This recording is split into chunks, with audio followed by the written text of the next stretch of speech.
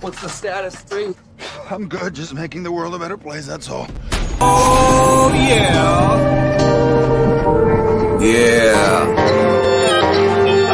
Rest in peace, the Dark Chameleon. Peace of the Listen, check it, yo. It was a cold April morning under the constellation Aries. The moon was 85% under the luminaries. From the celestial waters to the womb my soul was carried. Then my mother gave birth to a warrior and visionary. But when I speak this truth, I feel like nobody hears me. Every once in a while, I give sight to someone blind, floating on the globe in the heliocentric lie. Dilate your pupils the more you open your eyes. The truth is sitting in plain sight like a disguise. Until my mother's death is revenge, I won't feel satisfied. It haunts me when I think about the phone call when she died. A river worth of tears shed from my eyes. So I looked up at the sky and I asked God why. It's been 21 years, I'm still waiting for a reply. Since birth I've been at war to attack our undeveloped minds. Indoctrination camps making us dumb, deaf and blind. I'm always thinking solutions, we are running out of time. The dirty witchcraft is weak, I see through all the lies. I clearly analyze all the symbols and the signs. When I connect dots, the truth starts to align. The people are the power, you can never eclipse my shine. I say the truth hurts, but the truth will set you free. They say hell burns and there's a one-way ticket for me. You create your heaven or hell whether or not you believe. I'm God and Satan, I have to balance out my chi. One day these seeds I plant will bloom so you can be all you can be. Never give up and always hold your head high, cause you are God, there's no need to look to the sky.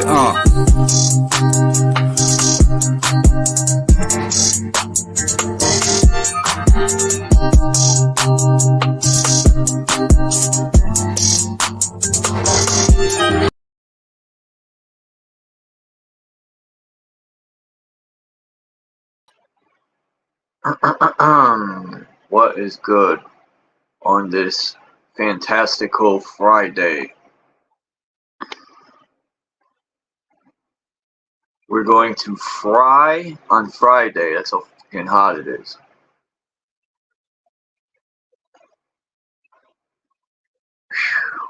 It's like 200 degrees. I'm too lazy to put my AC in.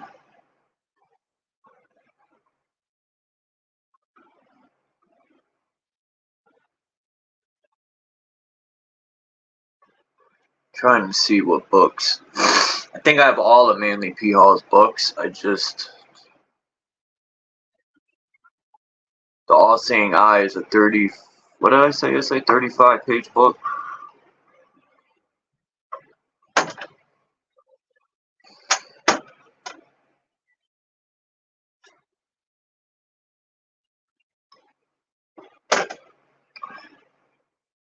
The Lost Keys of Freemasonry. Somebody better find them keys. The Eternal Quest. Now that sounds interesting.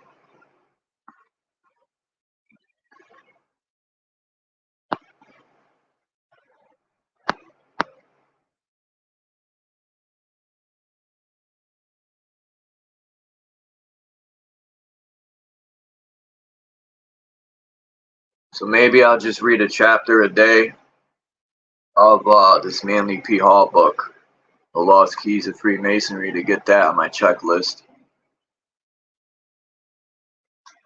See what information Mr. Manly P. Hall has to offer.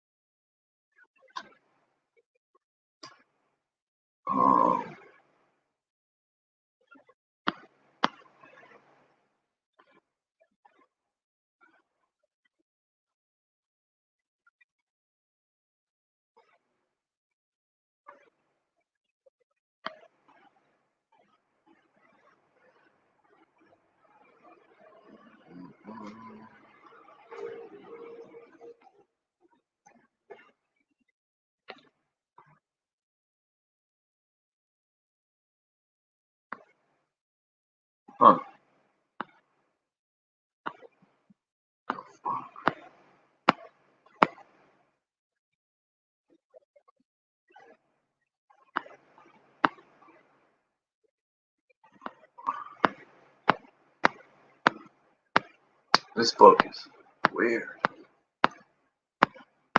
What the fuck? There's no, This book is pretty short, too. It's only 70 pages.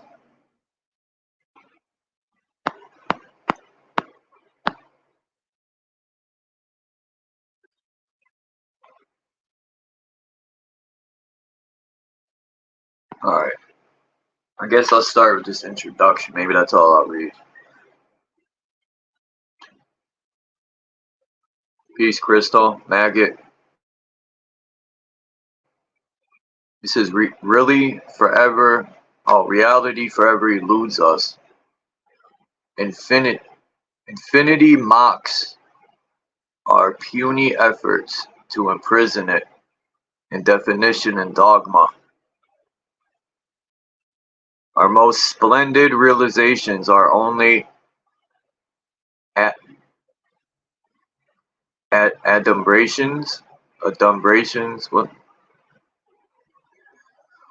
Realizations are only adumbrations of the light. In his endeavors, man is but a mollusk seeking to encompass the ocean.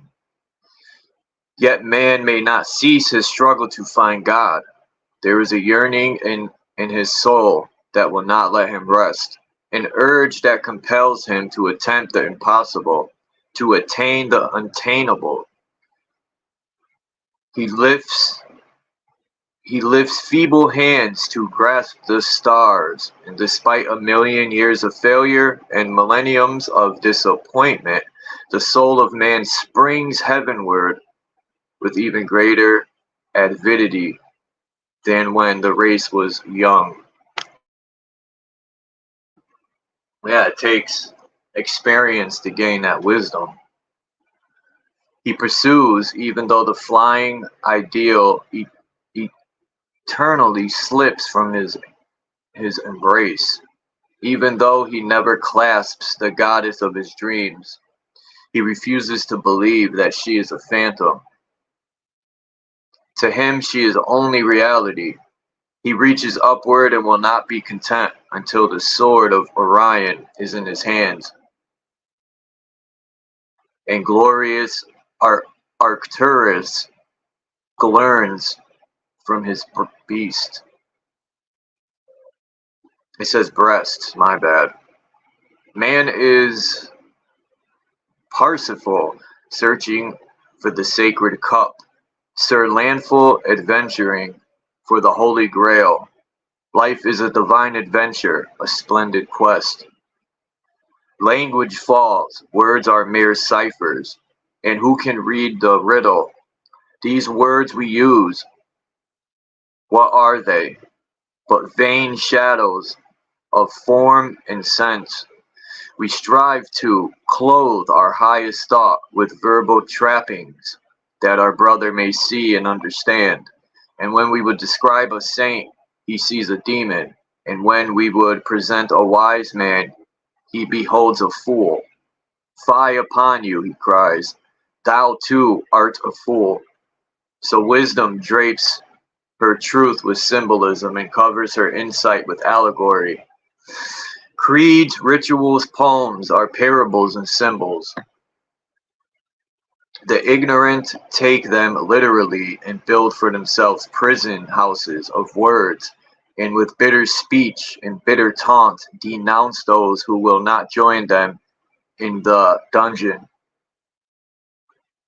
Before the rapt vision of the seer, dogma and ceremony, legend and trope dissolve and fade, and he sees behind the fact the truth, behind the symbol the reality. Through the shadow shrines ever the perfect light. Through the shadow shines ever the perfect light. What is a Mason? He is a man who is in the heart, has been duly and truly prepared, has been found worthy and well qualified, has been admitted to the fraternity of builders, been invested with certain passwords and signs by which he may be enabled to work and receive wages as a master mason and travel in foreign lands in search of that which was lost, the Word.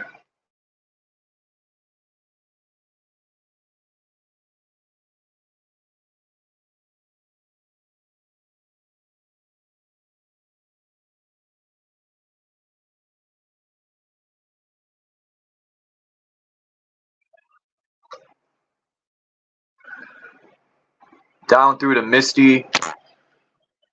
the misty vistas of the ages rings a clarion declaration. And although the very heavens echo to the reverberations, but few hear and fewer understand. In the beginning was the Word, and the Word was with God, and the Word was God. Here then is the eternal paradox. The Word is lost, yet it is ever with us. The light that illumines the distant horizon shines in our hearts. Thou would not seek me, had thou found me. We travel afar only to find that which we hunger for at home.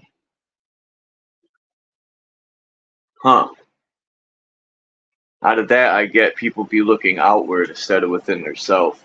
That's what I get out of that. And as Victor Hugo says, the thirst for the infinite proves infinity. That which we seek lives in our souls.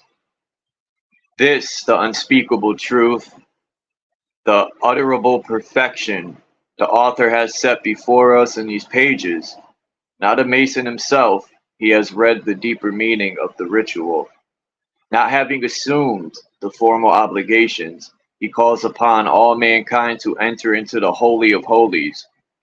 Not initiated into the physical craft, he declares the secret doctrine that all may hear. With vivid allegory and profound philosophical disquisition, he expounds the sublime teachings of Freemasonry, older than all religions, as universal as human aspiration. It is well, blessed are the eyes that see, and the ears that hear, and the heart that understands.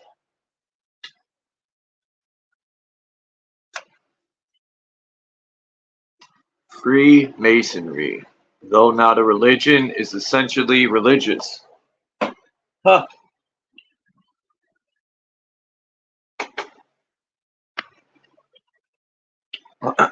Make that make sense. Peace, Hurricane JW, Fools and Tools. Freemasonry, though not a religion, is essentially religious. Most of its legends and allegories are of a sacred nature. Much of it is woven into the structure of Christianity. We have learned to consider our own religion as the only inspired one, and this probably accounts for much of the misunderstanding in the world today concerning the place occupied by Freemasonry and the spiritual ethics of our race. A religion is a divinely inspired code of morals. A religious person is one inspired to nobler living by this code, whatever nobler means. He is identified by the code, which is his source of illumination, really. Thus, we may say that a Christian is one who receives his spiritual ideals of right and wrong from the message of the Christ, while a Buddhist is one who molds his life into the archetype of morality given by the great Gautama, or one of the other Buddhas. All doctrines which seek to unfold and preserve that invisible spark in man named spirit are said to be spiritual. Those which ignore this invisible element and concentrate entirely upon the visible are said to be material. There is in religion a wonderful point of balance, where the materialist and spiritist meet on the plane of logic and reason. I don't know. Science and theology are two ends of a single truth, but the world will never receive the full benefit of their investigations until they have made peace with each other and labor hand in hand for the accomplishment of the great work.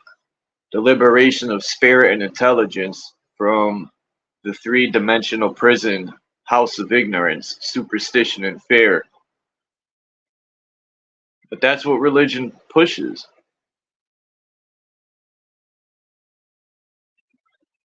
I lost my spot, as usual.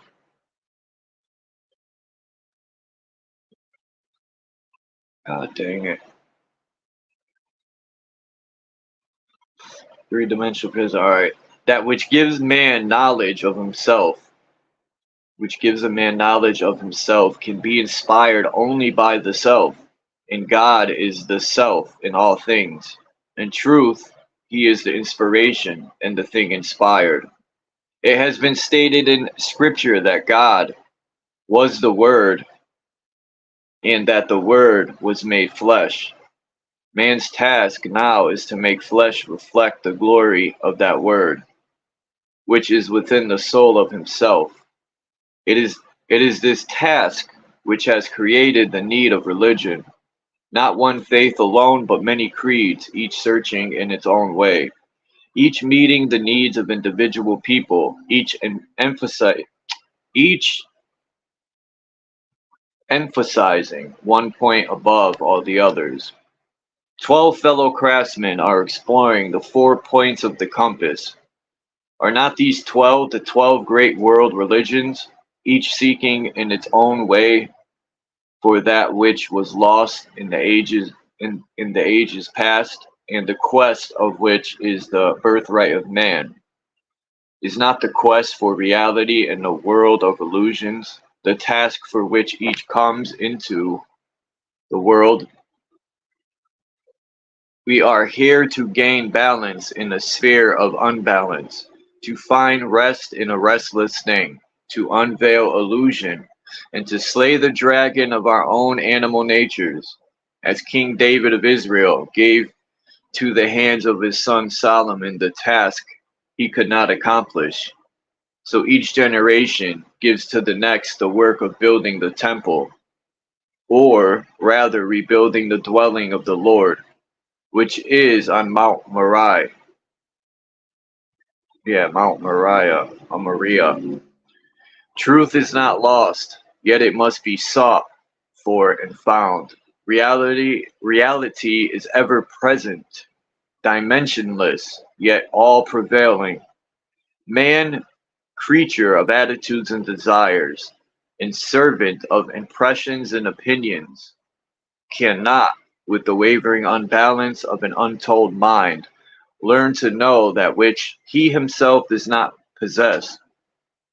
As man attains a quality, he discovers that quality and recognizes about him the thing newborn within himself. Man is born with eyes, yet only after long years of sorrow does he learn to see clearly and in harmony with the plan. He is born with senses, but only after long experience and fruitless striving does he bring these senses to the temple and lays them as offerings upon the altar of the Great Father, who alone does all things well and with understanding. Man is, in truth, born in the sin of ignorance, but with the capacity for understanding. He has a mind capable of wisdom, a heart capable of feeling, and a hand strong for the great work in life, truing the rough ashlar into the perfect stone. What more can any creature ask than the opportunity to prove the thing he is, the dream that inspires him, the vision that leads him on? We have no right to ask for wisdom.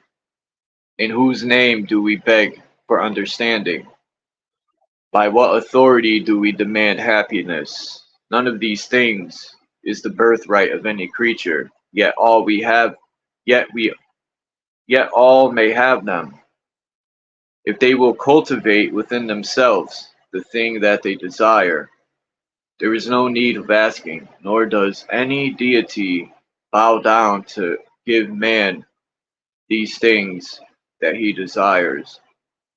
Man is given by nature a gift, and that gift is the privilege of labor Through labor he earns all things. Anyone agree with that? I might not.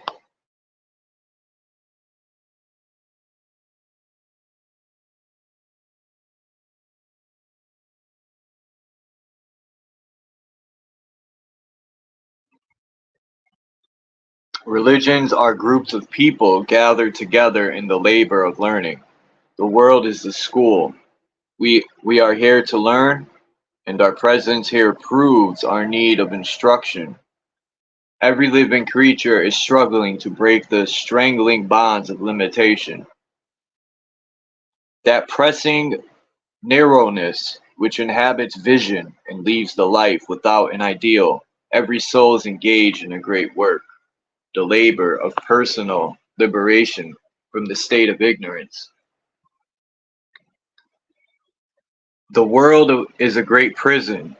Its bars are the unknown, and each is a prisoner until at last he earns the right to tear these bars from their moldering sockets and pass illuminated and inspired into the darkness, which becomes lighted by that presence.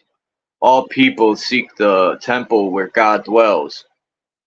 You don't got to look far. You are the temple, where the spirit of the great truth illuminates the shadows of human ignorance. But they know not which way to turn, nor where this temple is. The mist of dogma surrounds them. Ages of thoughtlessness bind them in. Limitation weakens them and retards their footsteps. They wander in darkness seeking light, failing to realize that the, the light is in the heart of the darkness. To the few who have found him, God is revealed. These in turn reveal him to man, striving to tell ignorance the message of wisdom. But seldom does man understand the mystery that has been unveiled. He tries weakly to follow in the steps of those who have attained, but all too often finds the path more difficult than he even attained. But all too often finds the path more difficult than he has even dreamed. So he kneels in prayer before the mountain he cannot climb, from whose top gleams the light which he is neither strong enough to reach nor wise enough to comprehend. He lives the law as he knows it, always fearing in his heart that he has not read aright the flaming letters in the sky, and that in living the letter of the law he has murdered the spirit. Man bows humbly to the unknown, peopling the shadows of his own ignorance with saints and saviors, ghosts and specters, gods and demons. Ignorance fears all things, falling, terror-stricken before the passing wind. Superstition stands at the monument to ignorance, and before it kneel all who realize their own weakness, who see in all things the strength they do not possess, who give to sticks and stones the power to bruise them, who change the beauties of nature into the dwelling place of the ghouls to the ghouls and ogres. Wisdom fears no thing, but still bows humbly to its own source, while superstition hates all things. Wisdom, with its deeper understanding, loves all things, for it has seen the beauty, the tenderness, and the sweetness which underlie life's mystery. Life is the span of time appointed for accomplishment. Every fleeting moment is an opportunity, and those who are great are the ones who have recognized life as the opportunity for all things. Arts, sciences, and religions are monuments standing for what humanity has already accomplished.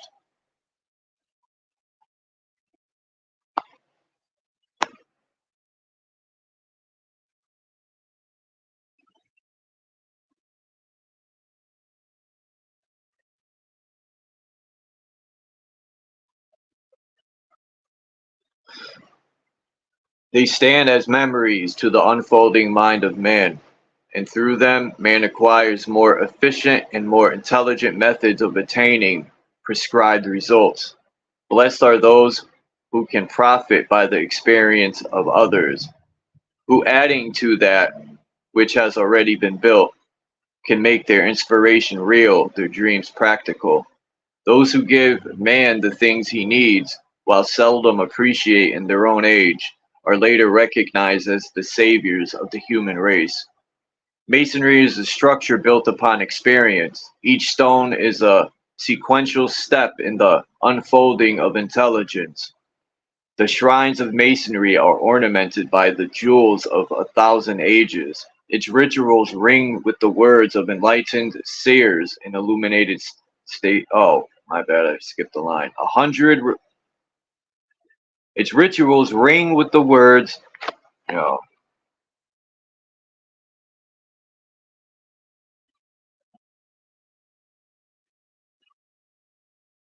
that was weird. As I'm reading, this shit just zoomed all the way in, which is weird.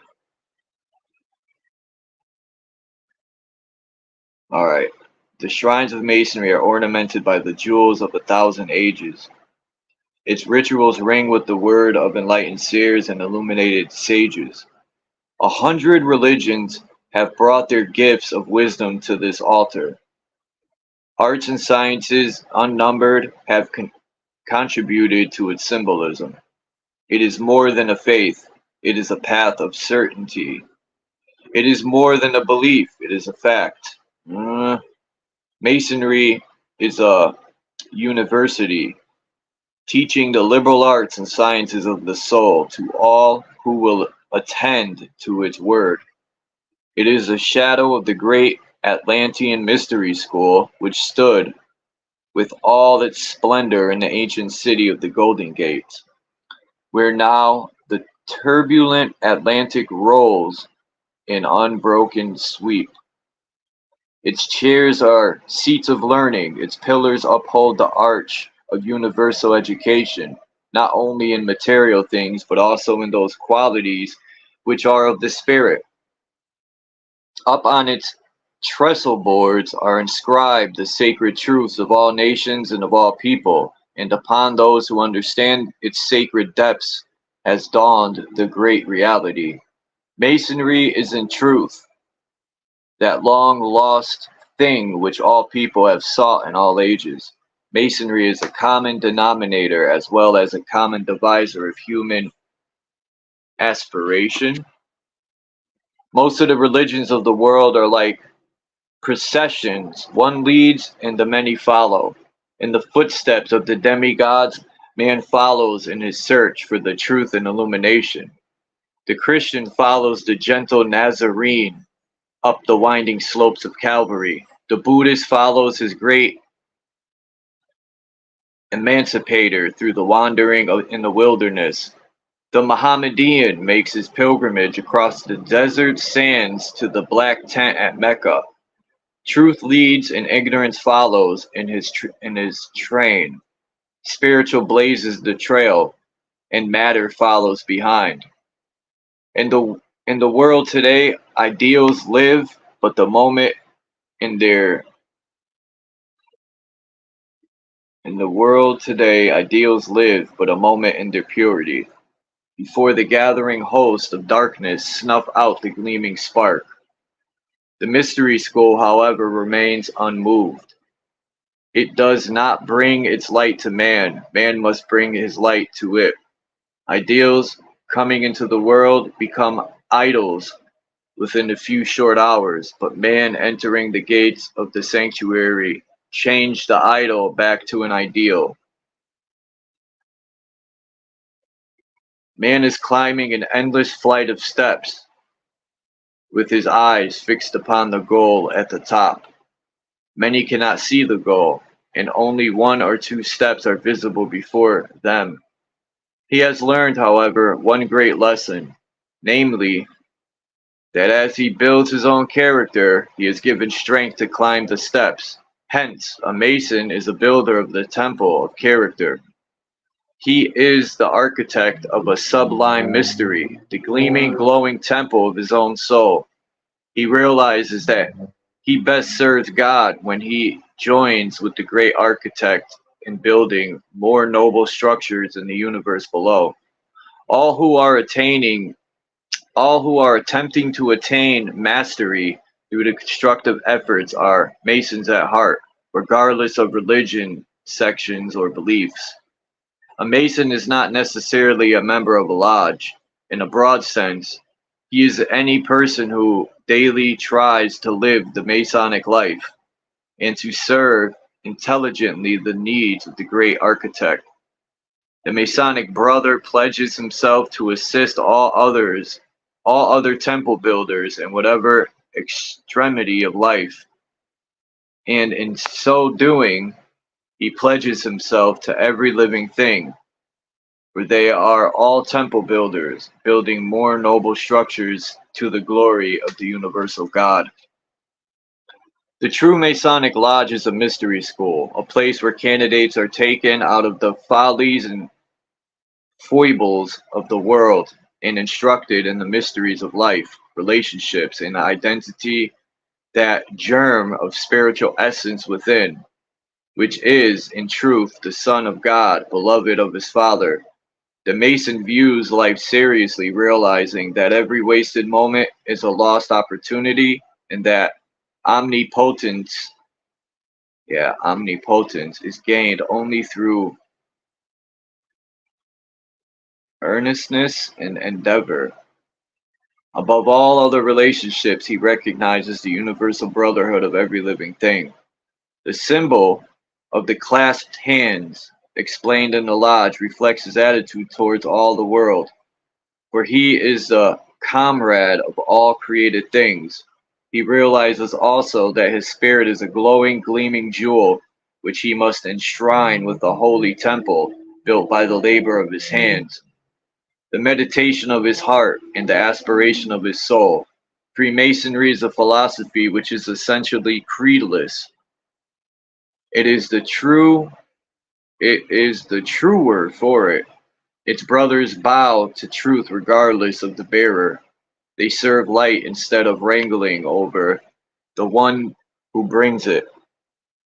In this way, they prove that they are seeking to know better the will and the dictate.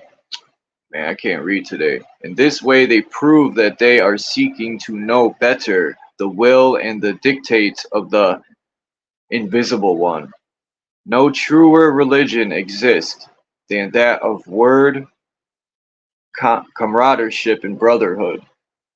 The purpose of glorifying one God and building for him a temple of constructive attitude and noble character. Well, and it ends there. So that's wild. 13 pages. The next chapter is in the fields of chaos, which I'll read tomorrow. But all I know is to be a Mason, you have to be in a religion. Whether it's Satanism, doesn't matter. From what I hear, how true it is, I don't know.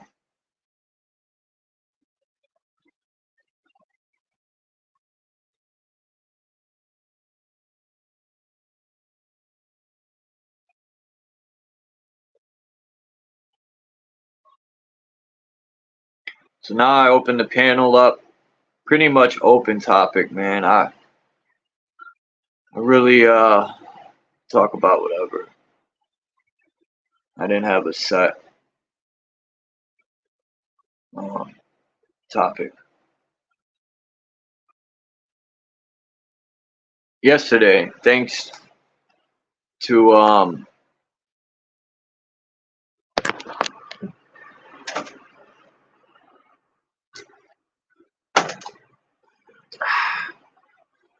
thanks to Dominic. That was a good I went back and listened to it. And you know, we have to, when people come up, even me, man, I gotta practice more on muting up, because the background noise is serious. You know, when it drowns out people trying to speak.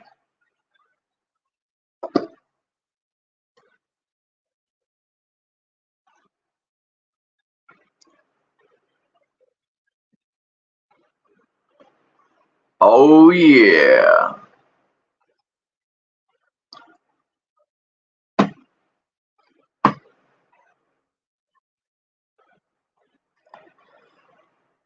Maybe Masonry today is different than its original intentions. That's a good one, Crystal.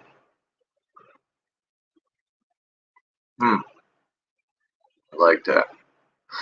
Just like the Constitution was meant to keep the people free. Some people say it was created to be an illusion this whole time. I think it was created to keep people free. Maybe the people, I know my ancestors left Europe because they were told there's a better life, and they got played. But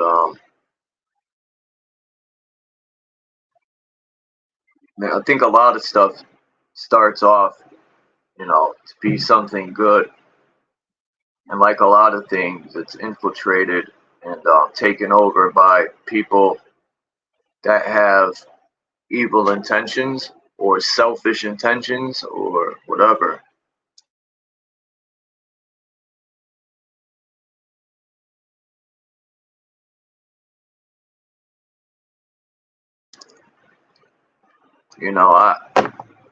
Like it always starts with self though, because we allow, I allow these lies to be uploaded into my mind and allow it to. But anyway,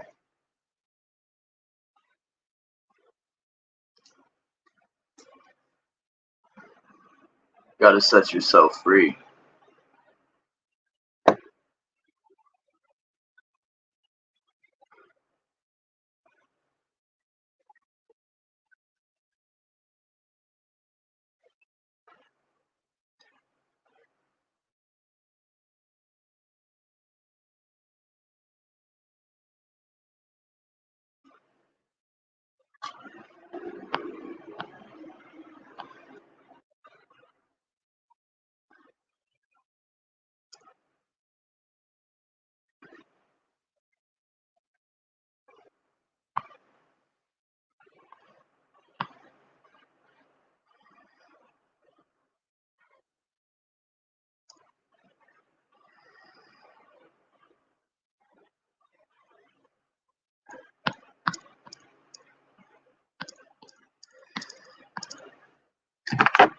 What a boring start off, no?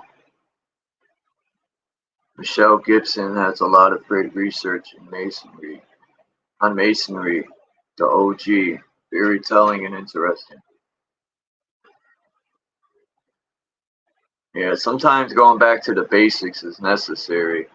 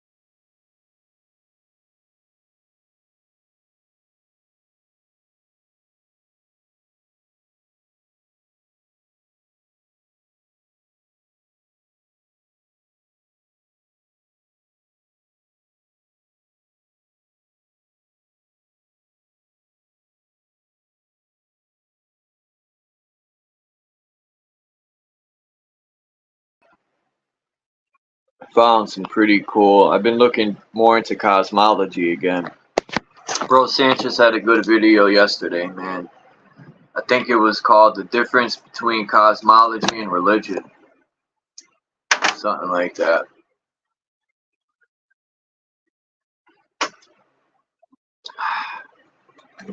I haven't fully looked into the video,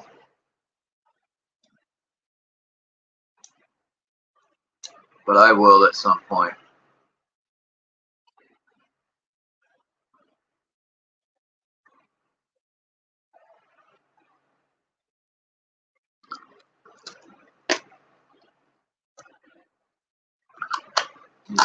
Whoa, whoa, whoa. I want someone to come up that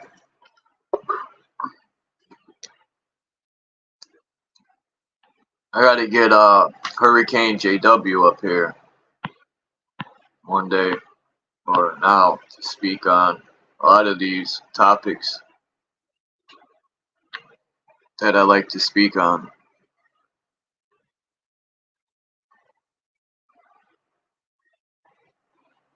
Oops.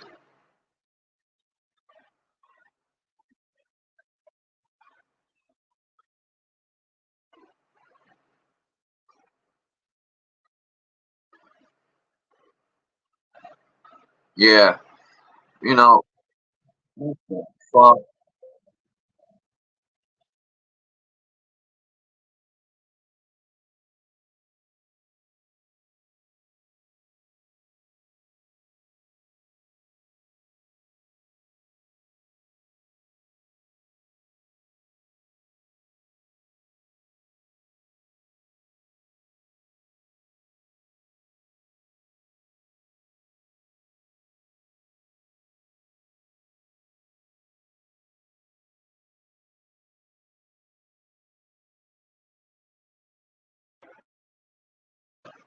All right.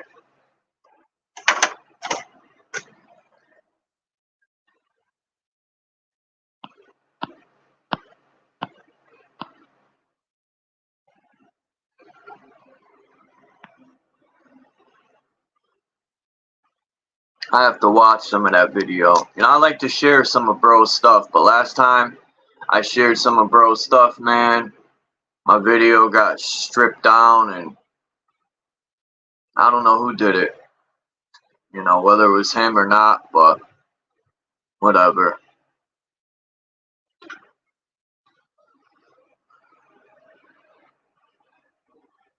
And the crazy part is I didn't even use his name in the title, you know, just to show I'm not trying to fucking get views off his fucking name, but this is a long time ago, you know, and I don't hold nothing against him. It's his work, you know. But anyway,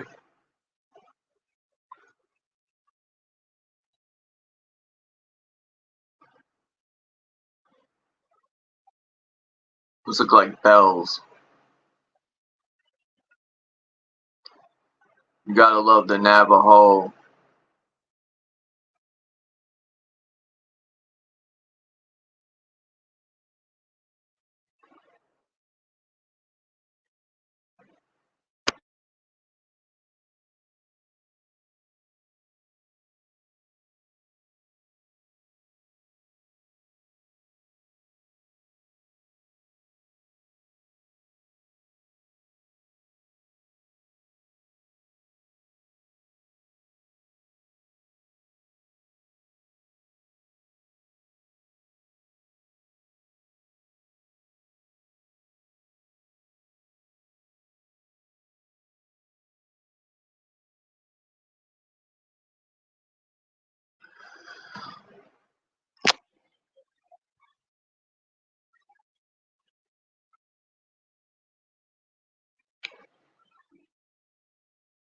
I think that's why they use a cross in a lot of these, or like how they got the four colors here: purple, yellow, white, and black. There's a lot of a cross because the center is the crossroads where all the elements mix. That's what I think. It's like a vortex of some sort where everything mixes and recycles, just like you see in here.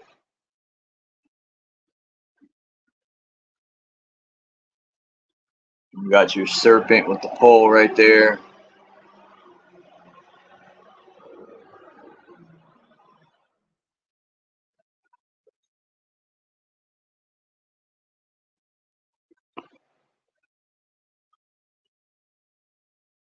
Ah, who said that yesterday? I think it was Seriously. I forgot his name. Seriously, something.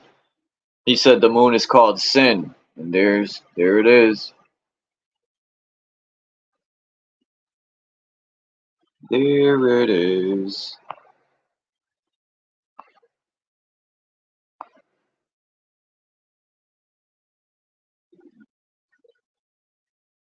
Oops.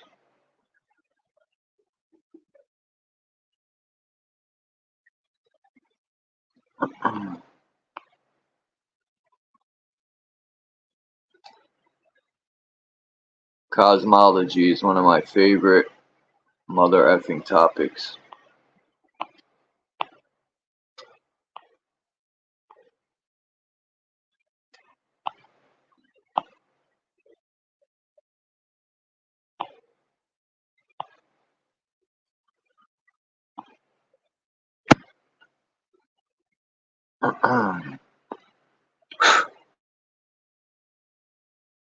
Maybe I'll read the next chapter then. Maybe it'll be an early live. I don't know.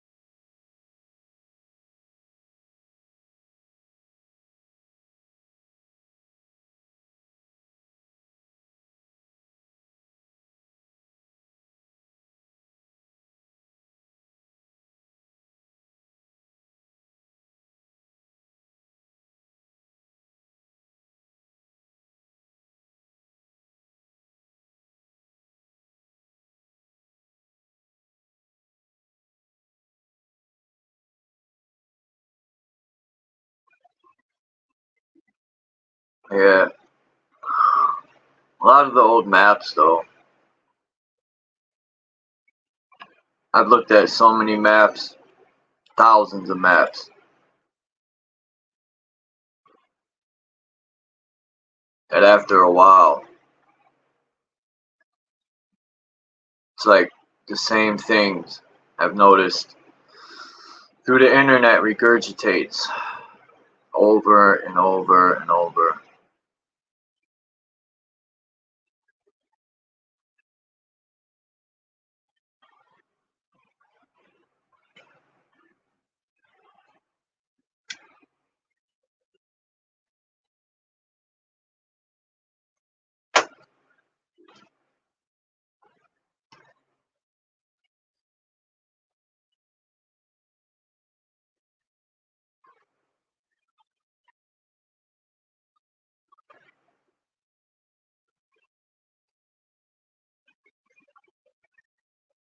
I'll probably just start reading the second. I don't know if this is the first or second chapter.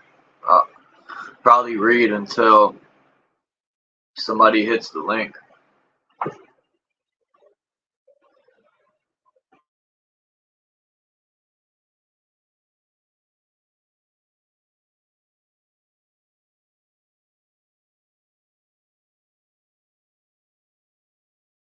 Today might be just one of them days.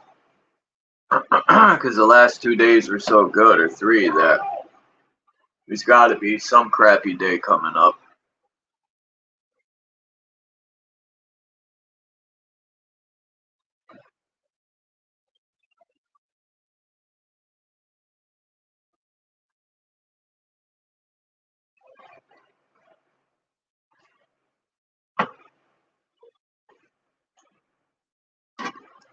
Puff a little herbals, and then get verbal.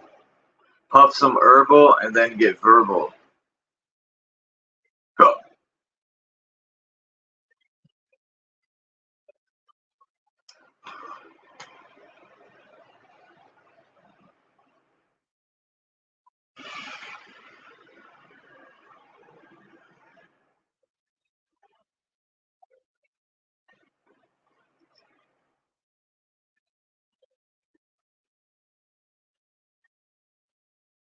Wonder how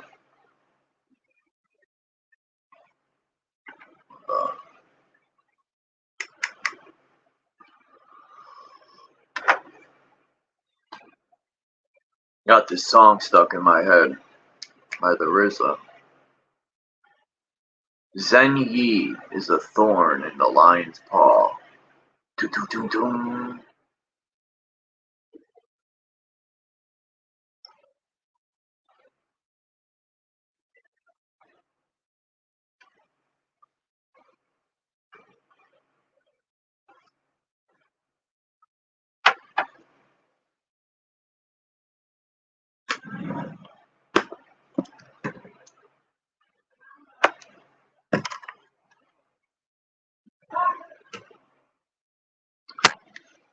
Alright.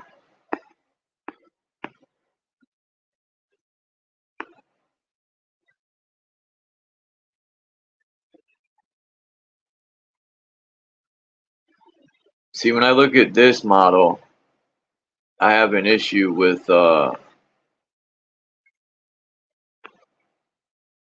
those suns in the outer realm. I mean, the sun would have to be spinning pretty quick.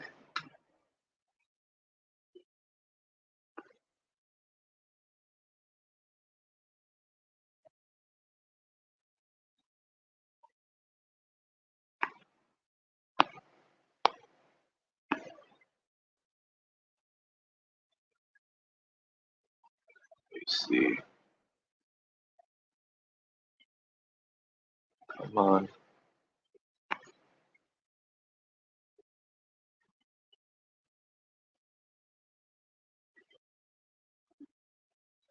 Trying to get one of these with no background, so it's just invisible. I can't find one.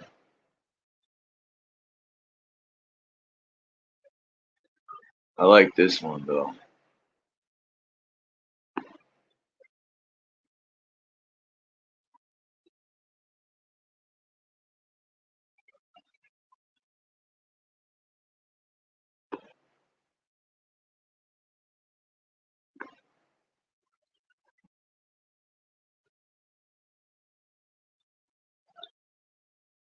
Alright. Well,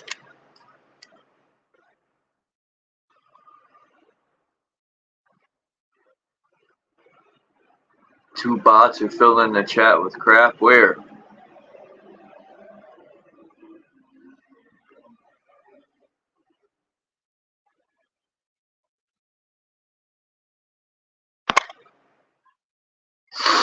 Yeah.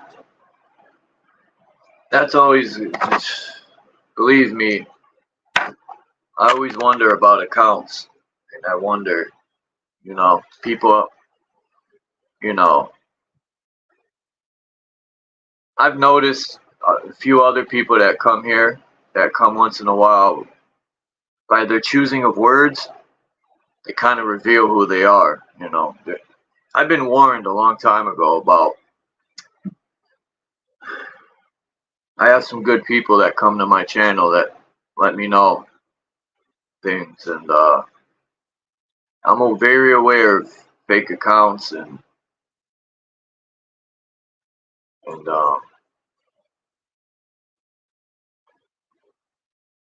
hey, if that floats people's boats, man, and that's what they want to do, that's that.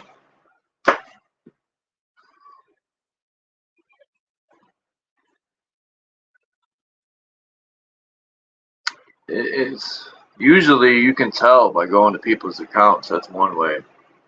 And if they got like 2 subscribers, and you know, some people don't put videos out, but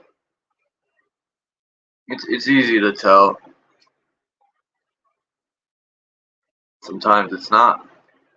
People probably even go as far as going the full length and using fake voices and shit. But hey, like I said, that floats people's boats. Like, get no points for me. I mean, some people like deceiving that to that degree where they get off on deceiving people or thinking they're deceiving people, but A lot of people use bots.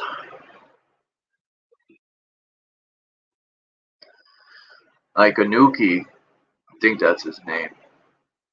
He comes here a lot and just floods the chat with the same stuff every time.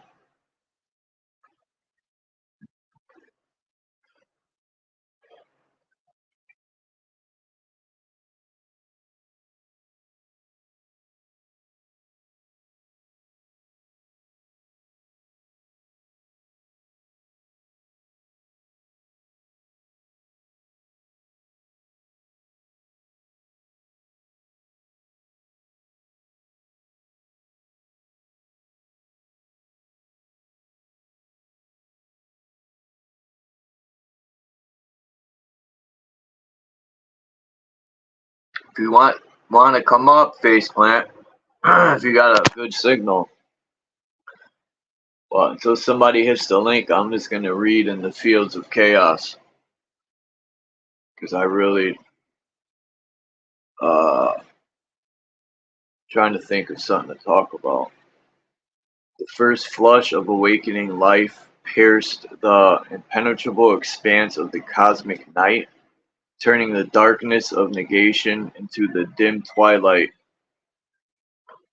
of unfolding being, silhouetted against the shadowy gateways of eternity. The lonely figure of a mystic stranger stood upon the nebulous banks of swirling substance.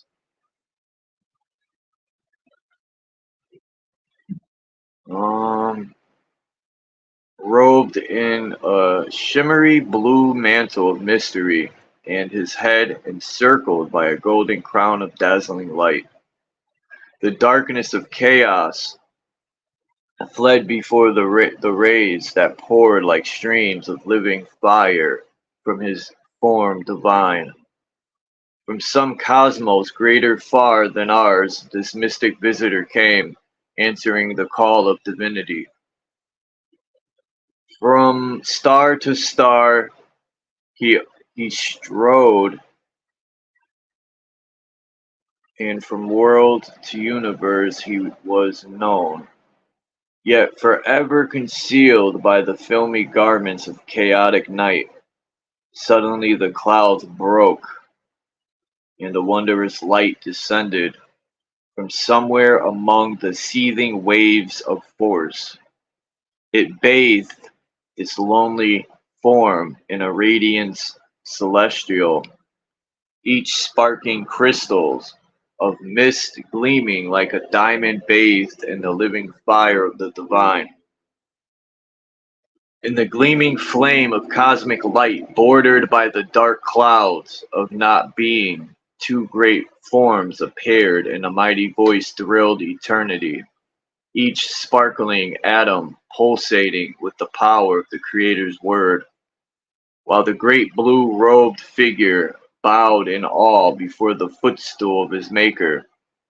As a hand reached down from heaven, its fingers extended the benediction. Of all creation I have chosen you, and upon you my seal is placed. Damn! He called them out and said, "You are my bitch!" He even tattooed him with his seal. That's wild. Like they do to cows, and hurt them. You are the chosen instrument of my hand, and I appoint you to be the builder of my temple. So this is where it gets odd, because God says, I don't dwell in any temple but the human body, right? But then now he's asking someone to build a temple for him. I mean, come on. You shall raise its pillars and tile its floor. You shall ornament it with metals and with jewels, and you shall be the master of my workmen. In your hands I place the plans, and here on the tracing board, a living substance, I have impressed the plan you are to follow. Tracing its every letter and angle in the fiery lines of my moving finger. Haram Abith, chosen builder of your father's house, upon into your work, yonder, are the fleecy clouds.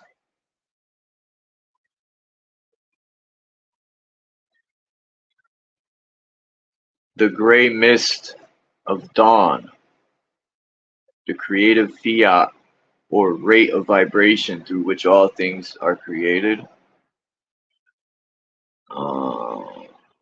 The gleams of heavenly light and the darkness of the sleep of creation.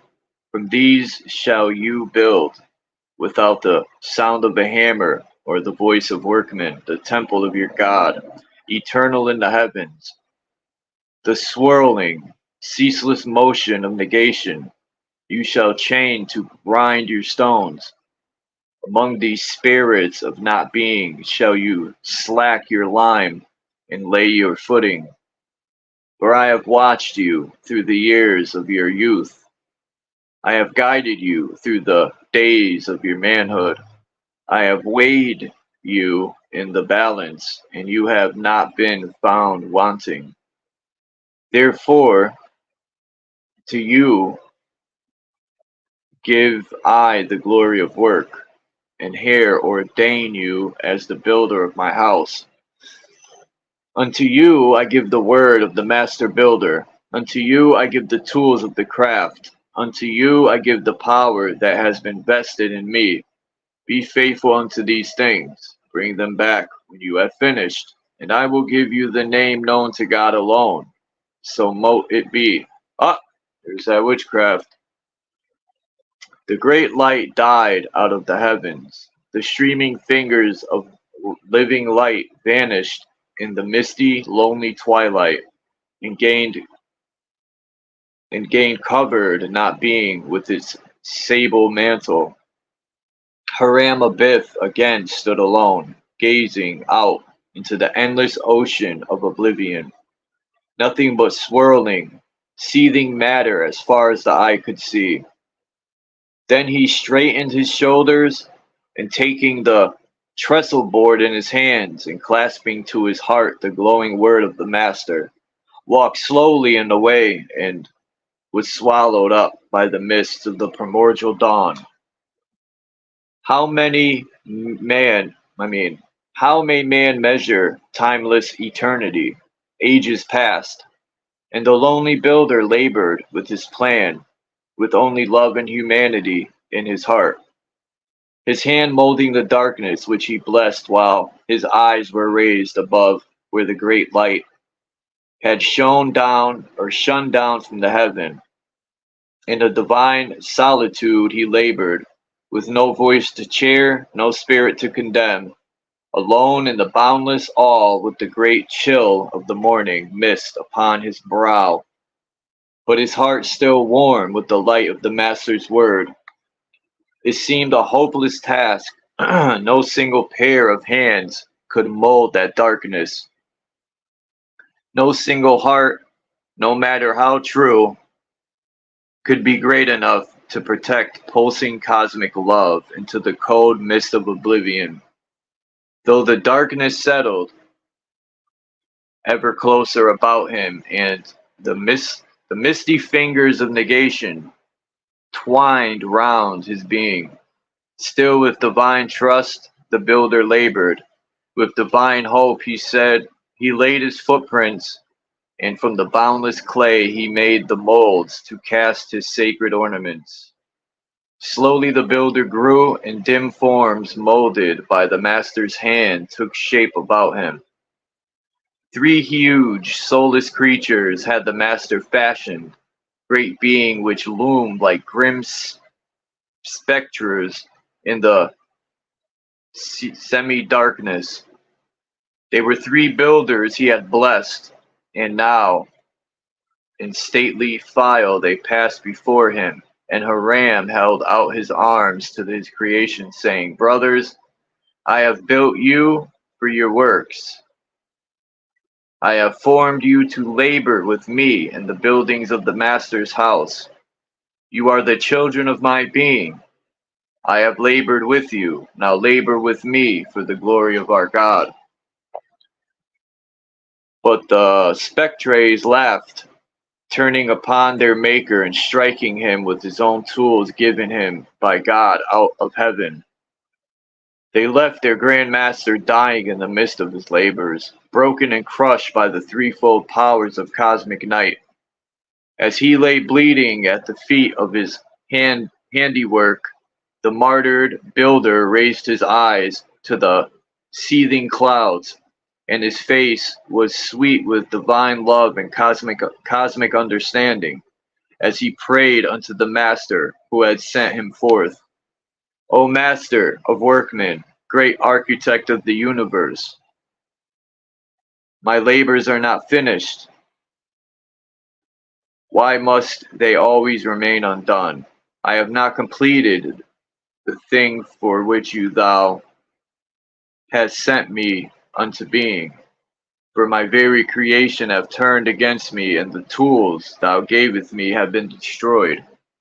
The children that I formed in love, in their ignorance, have murdered me. Here, Father, is the word thou gavest me, now read with my own blood. O Master, I return it to thee, for I have kept it sacred in my heart. Here are the two is. Here are the two is. Oh, it's supposed to be tools. It's separated. Here are the tools, the tracing board, and the vessels I have wrought. Around me stand the ruins of my temple, which I must leave. Unto thee, O God, the divine knower of all things, I return them all, realizing that in thy good time lies the fulfillment of all things. Thou, O God, knowest our down sitting and our uprising, and thou understandest our thoughts afar off. In thy name, Father, I have labored, and thy cause I die, a faithful builder. Well, that sucks, don't it? The Master fell back, his upturned face sweet in the last response of death, and the light rays no longer pouring from him. The great clouds gathered closer as though to form a winding sheet around the body of the murdered Master. Suddenly the heavens opened again, and a shaft of light bathed the form of Haram in a glory celestial. Again the voice spoke from the heavens, where the great king sat upon the clouds of creation. He is not dead, he is asleep. Who will awaken him? His labors are not done, and in death he guards the sacred relics more closely than ever, for the word and the tracing board are his. I gave them to him. But he must remain asleep until these three who gave slain him shall bring him back to life. Forever wrong must be righted, and the slayers of my house, the destroyers of my temple, must labor in the place of their builder until they raise their master from the dead. The three murderers fell on their knees and raised their hands to heaven, as though to ward off the light which has disclosed the crime. O God, great is our sin, for we have slain our Grand Master, Haram Abith. Just is thy punishment, and as we have slain him, we now dedicate our lives to his resurrection. The first was our human weakness, the second our sacred duty. Be it so, answered the voice from heaven. The great light vanished, and the clouds of darkness and mist concealed the body of the murdered Master. It was swallowed up in the swirling darkness, which left no mark. The gravestone to mark the place where the builder had lain. O God, cried the three murderers, where shall we find our Master now? A hand reached down again from the great unseen, and a tiny lamp was handed them, whose oil flame burned silently and clearly in the darkness. By this light shall ye seek him whom he hath slain. The three The three forms surrounded the light and bowed in prayer and thanksgiving for this solitary gleam, which was the light, the darkness of their way. From somewhere above in the regions of not being, the great voice spoke, a thundering voice that filled chaos with its sound. He cometh forth as a flower and is cut down. He teeth also as a shadow and continueth not, as the waters fall from the sea, and the flood decayed and drieth up. So man lieth down and riseth not again. Yet have I compassion upon the children of my creation. I administer unto them in time of trouble and save them with an everlasting salvation. Seek ye where the broken twig lies and the dead stick molds away, where the clouds float together and the stones rest by the hillside. For all these mark the grave of Haram, who has carried my will with him to the tomb. This eternal quest is yours, until ye have found your builder, until the cup giveth up its secret, until the grave giveth up his ghost. No more shall I speak until ye have found and raised my beloved Son, and have listened to the words of my messenger, and with him as your guide have finished the temple which I shall inhabit. Amen Ra. Now it says Amen. The gray dawn still lay asleep in the arms of darkness. Out through the great mystery of not being, all was silence, unknowable. Through the misty dawn, like strange phantoms of a dream, three figures wandered over the great unknown, carrying in their hands a tiny light, the lamp given to them by their builder's father. Over sticks and stones, and cloud and star they wandered, eternally in search of a silent grave, stopping again and again to explore the depths of some mystic recess, praying for liberation from their endless search, yet bound by their vows to raise the builder they had slain, whose grave was marked by the broken twig, and whose body was laid away in the white winding sheet of death, somewhere over the brow of the eternal hill. Hey, donuts are good.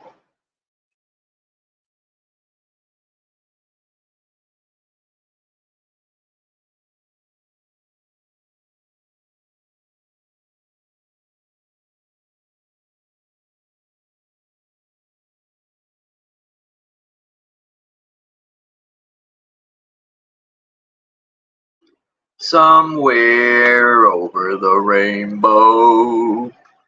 Temple builders, that's the next chapter. Disregard the donut.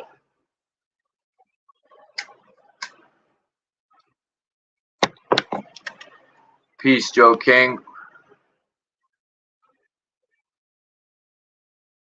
We could be, or we could be in the mind of the all creator or the source. We could just be. I love that creation story of this the creator, this creator, you know, like there could be, you know, most likely there is more than one creator. I think there is creators, but the creation story, I don't know if it's from China, but this great whatever was hatched out of an egg, the cosmic egg, which is a dope story, and then this God knew everything and just created the human race by taking the powers of. It reminds me of the movie 9, if anyone has seen that, when the guy made 9 little figures out of his soul. Well, in that creation story, the guy created versions of himself, but they were all different, and they were all dumb and had to learn. You know, they weren't given the same all-knowing everything like this creator. I gotta find that good story and read it. To me, the Bible is from a certain bloodline. Adam and Eve, excuse me, is the beginning of either a cult, some family, or the beginning of a genetic experiment.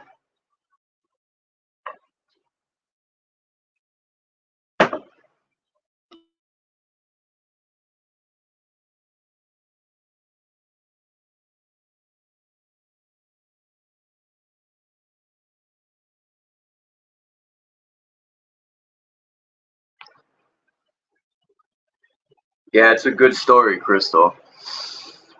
I'm gonna find it myself and regurgitate it.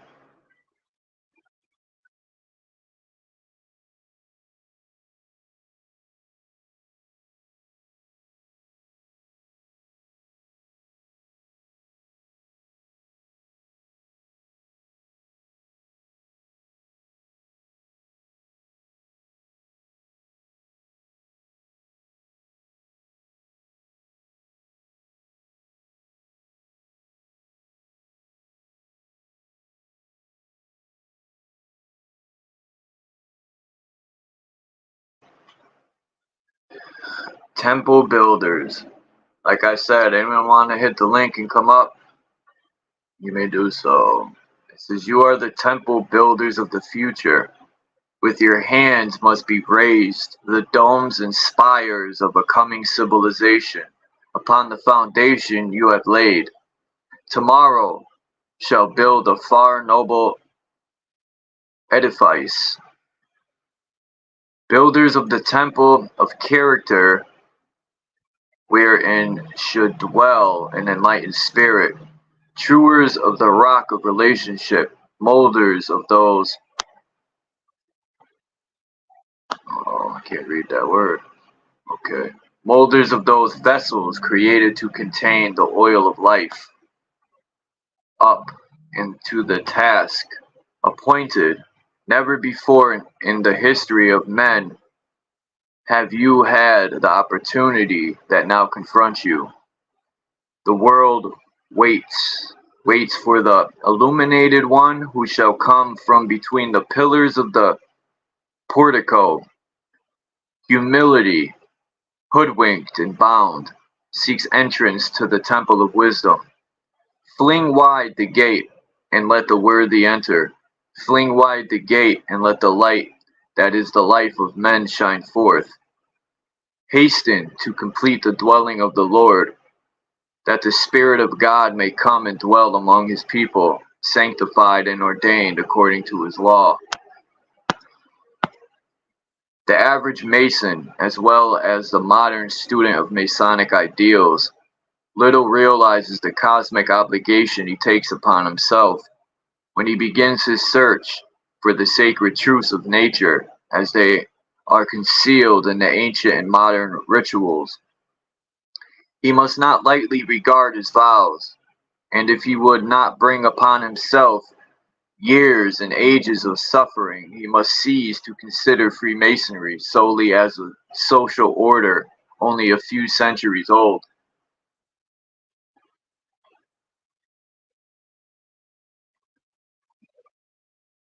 He must realize that the ancient mystic teachings, as perpetuated in the modern rites, are sacred, and that powers unseen and unrecognized mold the destiny of those who consciously and of their own free will take upon themselves the obligations of the fraternity.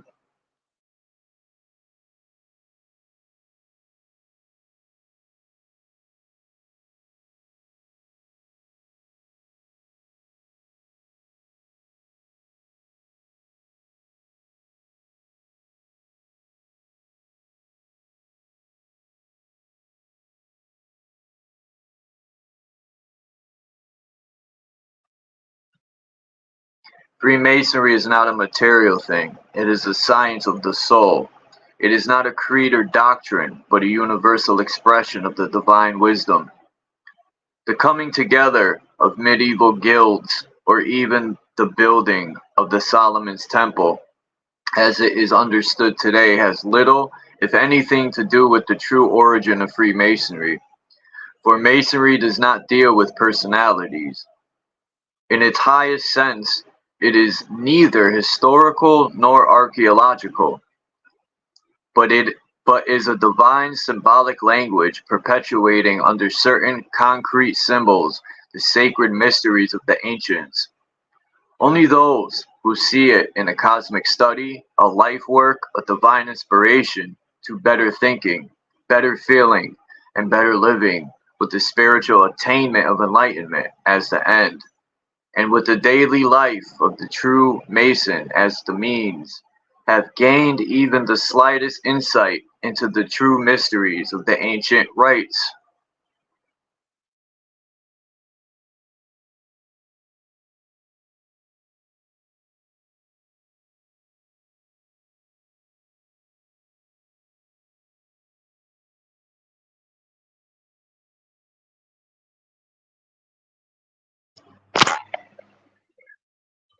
The age of the Masonic school is not to be calculated by hundreds or even thousands of years, for it never had any origin in the worlds of form. The world as we see it is merely an experimental laboratory in which man is laboring to build and express greater and more perfect vehicles.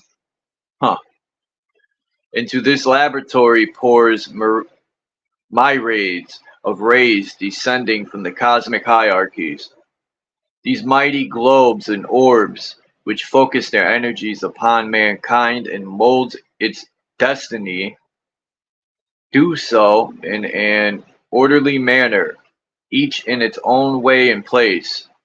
And it is the workings of these mystic hierarchies in the universe which form the pattern around which the Masonic school has been built. For the true lodge of the Mason in the universe, freed of limitations of creed and sections, he stands a master of all faiths, and those who take up the study of Masonry without realizing the depth, the beauty, and the spiritual power of its philosophy can never gain anything of permanence from their studies. The age of the mystery school can be traced by the student back to the dawn of time, ages and eons ago, when the temple of the solar man was in the making. That was the first temple of the king, and therein were given and laid down the true mysteries of the ancient lodge. And it was the gods of creation and the spirits of the dawn who first tiled the Mastery's lodge.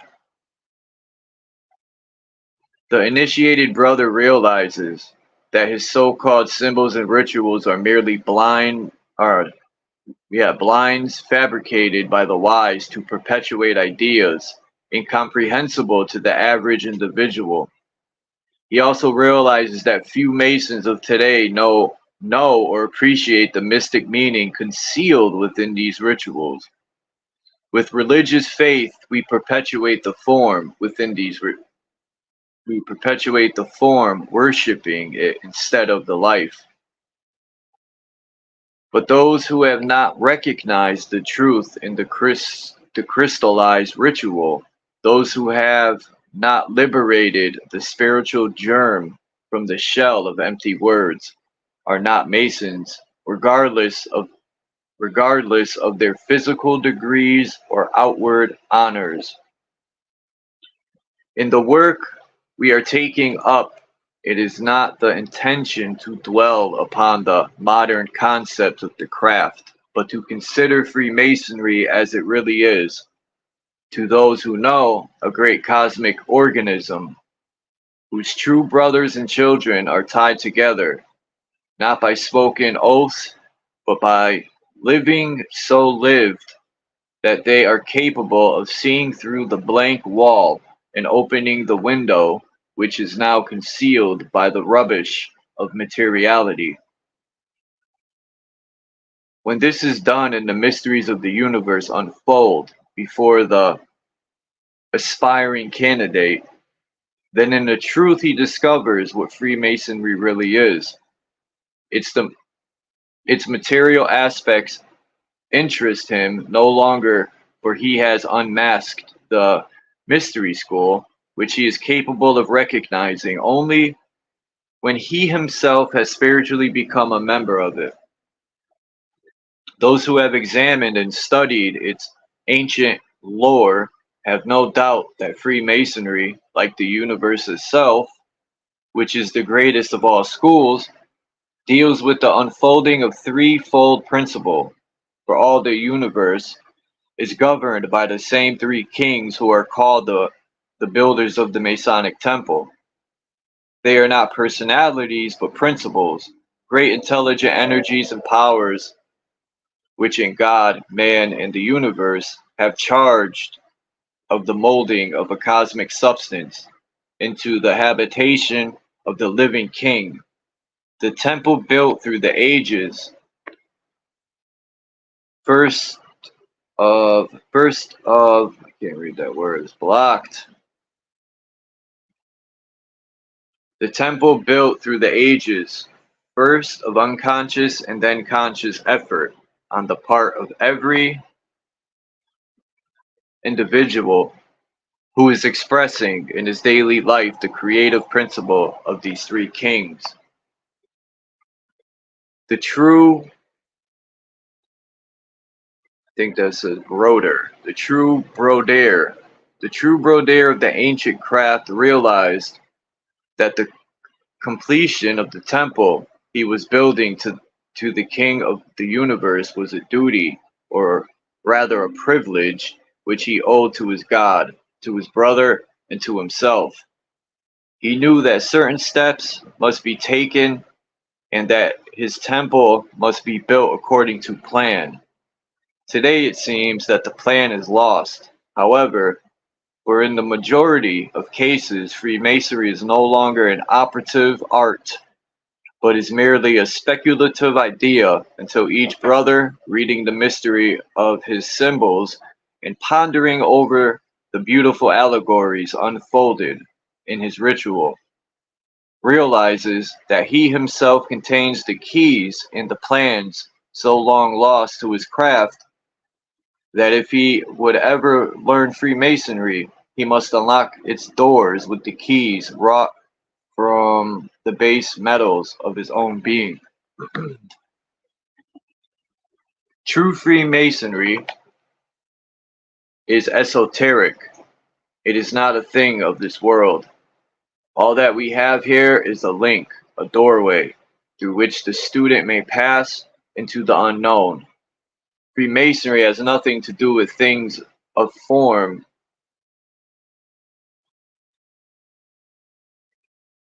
Freemasonry has nothing to do with things of form, save that it realizes form is molded by and manifested the life it contains. Consequently, the student is seeking so to mold his life that the form will glorify the God whose temple he is slowly building. As he awakens one by one the workmen within himself and directs them to carry out the plan that that has been given him out of heaven. Well, now it sounds better. They're talking about, now they explain it's the builders within himself. Yeah, the only temple to God dwells in himself anyway, because you are God. So far as it is possible to discover, ancient Freemasonry and the beautiful cosmic allegories that it teaches, perpetuated through hundreds of lodges and ancient mysteries, forms the oldest of the mystery schools, and its preservation through the ages has not depended upon itself as an exoteric body of partly evolved individuals, but upon a concealed brotherhood, the exoteric side of Freemasonry. All the great mystery schools have hierarchies upon the spiritual planes of nature, which are expressing themselves in this world through creeds and organizations. The true student seeks to lift himself from the exoteric body upward spiritually until he joins nature. until he joins the exoteric group, which without a lodge on the physical plane of nature is far greater than all the lodges of which it is the central fire.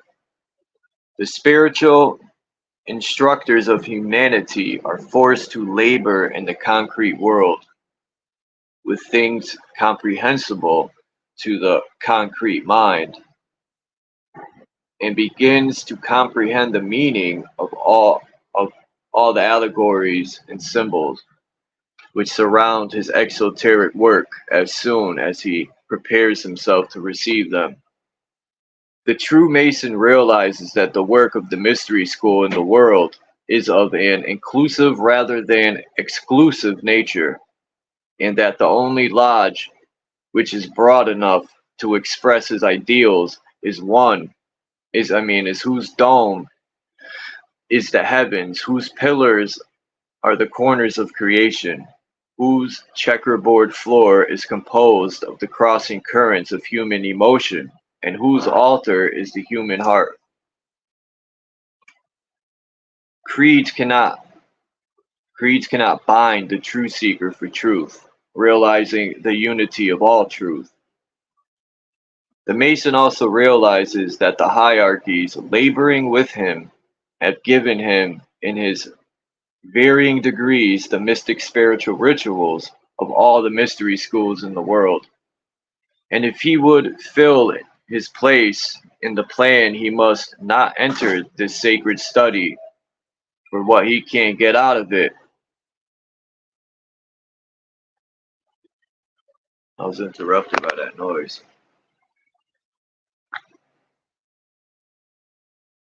All right, well, he can get out of it, but he may learn how to serve. In Freemasonry is concealed the mystery of creation, the answer to the problem of existence, and the path the student must read in order to join those who are really the living powers behind the thrones of modern national and international affairs. The true student realizes most of all that the taking of degrees does not make a man of a Mason. A Mason is not appointed.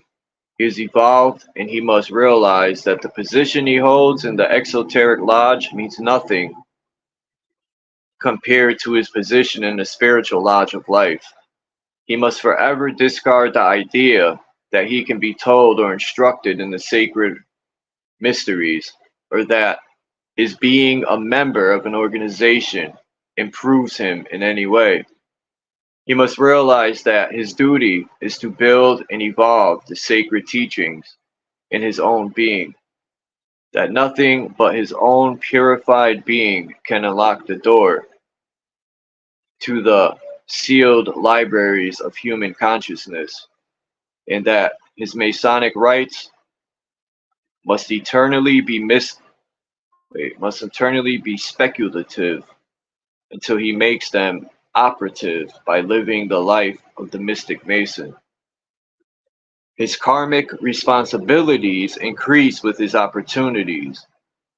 Those who are surrounded with knowledge and opportunity for self-improvement and making nothing of these opportunities are the lazy workmen who will be spiritually, if not physically, cast out of the temple of the king.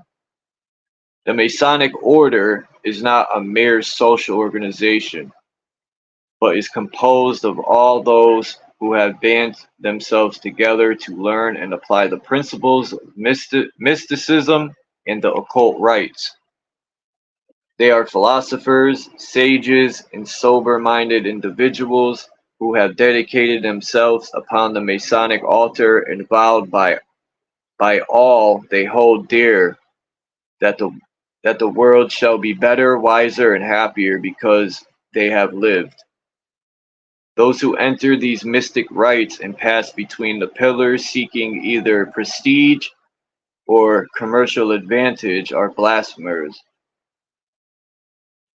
And while in the word we may count them as successful, they are the cosmic failures who have barred themselves out from the true right, whose keynote is unselfishness, and whose workers have renowned the thing of the earth.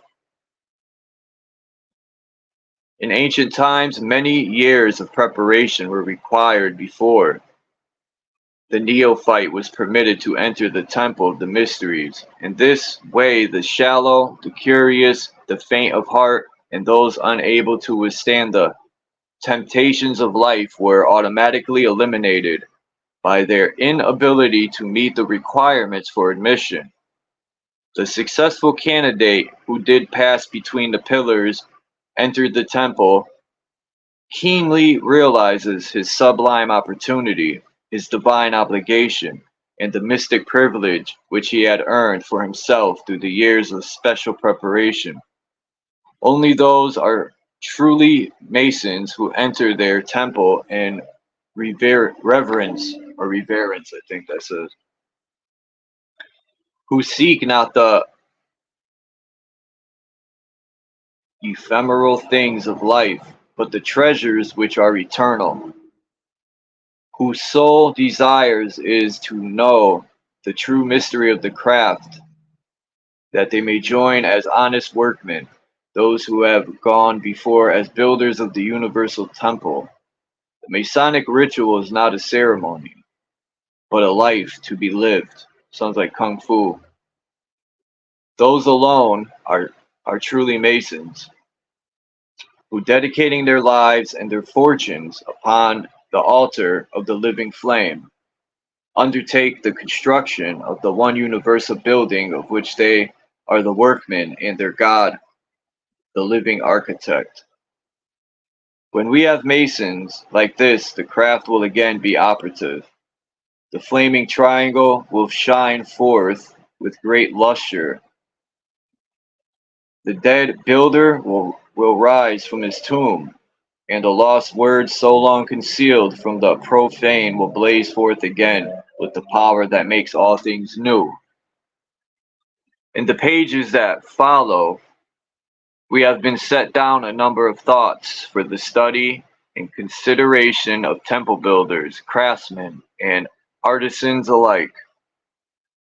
They are the keys which, if only read, will leave the student still in ignorance, but if lived, will change the speculative masonry of today into the operative masonry of tomorrow. When each builder realizes his own place, we will see things which he never saw before, not because they were not there, but because he was blind. And there are none so blind as those who will not see. Then this next chapter is a paragraph. It says, Thoughtlessness. The noblest tool of the Mason is his mind, but its value is measured by the use made of it. Thoughtful in all things, the aspiring candidate to divine wisdom attains reality in sincere desire, in meditation, and in silence. Let the keynote of the craft and of the ritual be written in blazing letters. Think of me. What is the meaning of this mystic maze of symbols, rites, and rituals? Think, what does this life mean? With the crisscrossing of human relationship, the endless pageantry of qualities masquerading in a carnival of tools. Think, what is the plan behind it all, and who are the planner? Where dwells the great architect, and what is the tracing board upon which he designs? Think, what is the human soul, and why the endless yearning to ends unknown? Along pathways where each must wander unaccompanied. Why mind, why soul, why spirit? And in truth, why anything? Think, is there an answer? If so, where will the truth be found? Think, brothers of the craft, think deeply, for if truth exists, you have it. And if truth be within the reach of living creature, what other goal is worth the struggle?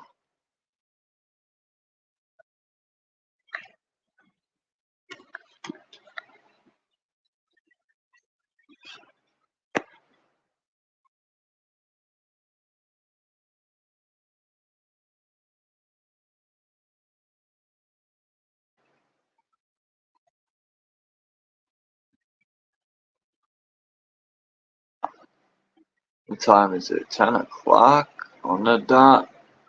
Almost.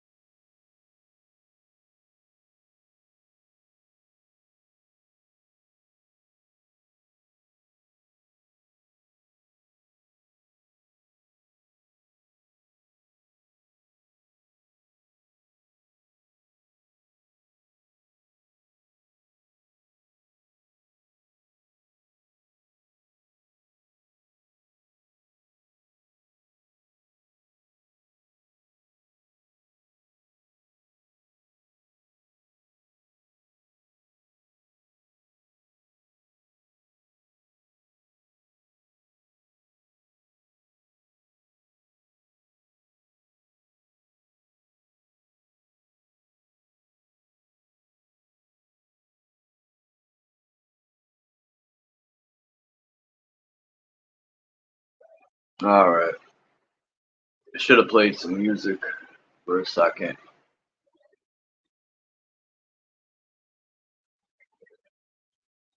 Shit, I don't even know what to talk about. This might be an early live. I might cut it at 2 hours. Okay.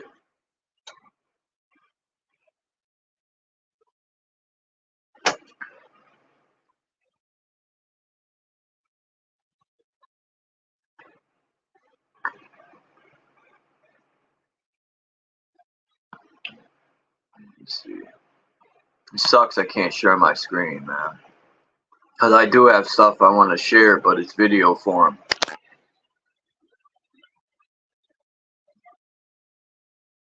Let me see how this turned out. I put this video together about the Hebrew Israelites, and then I added in. It's just a quick.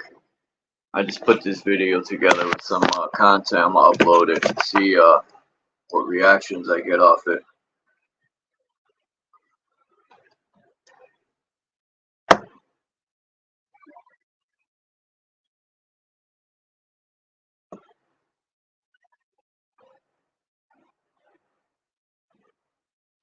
That's what I think, biting the apple. When I look at that in the corner of the video and the energy, it looks like an apple. And when it says if you bite the apple, you'll have knowledge of the whole, you know, that's the ether where the energy's moving, which contains the information, infinite information. Yeah, that makes more sense. You tap into that energy, you'll have the knowledge. You bite into that apple, you have the knowledge of the universe. That makes more sense than, you know, an actual apple filled with knowledge, even though apples do have benefits. You said, would you think God wants us being out here doing this? Excuse me? Matthew chapter 6, verses 5 and 6, for fuck's sake, says, and when you pray, do not be like the hypocrites, for they love to pray standing in the synagogues and on the street corners to be seen by others. Truly, I tell you, they have received their reward in full. But when you pray, go into your room, close the door, and pray to your Father who is unseen. I don't understand what is so difficult about understanding these two verses. Shut the fuck up and do what the fuck the Bible says to do. Okay? Praise Jesus. The laugh, man. The laugh's what does it for me. I don't know, man. I love that guy's personality, man. He's like, no Diddy. No. He's straight up, man. He'll tell you how it is. I think that's kind of funny, too. Because,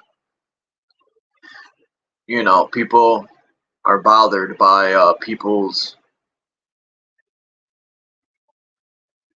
I don't want to say opinions, because to me, those weren't opinions.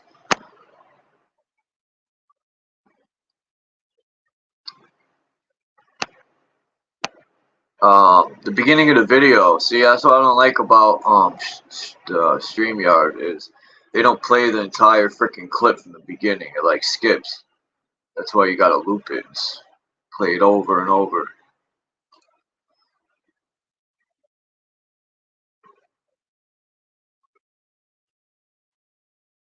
And oh, the live stream from yesterday, I put it the way I put it for a reason, because I'm trying to see something, but it'll be there today. I'm just gonna put it out there.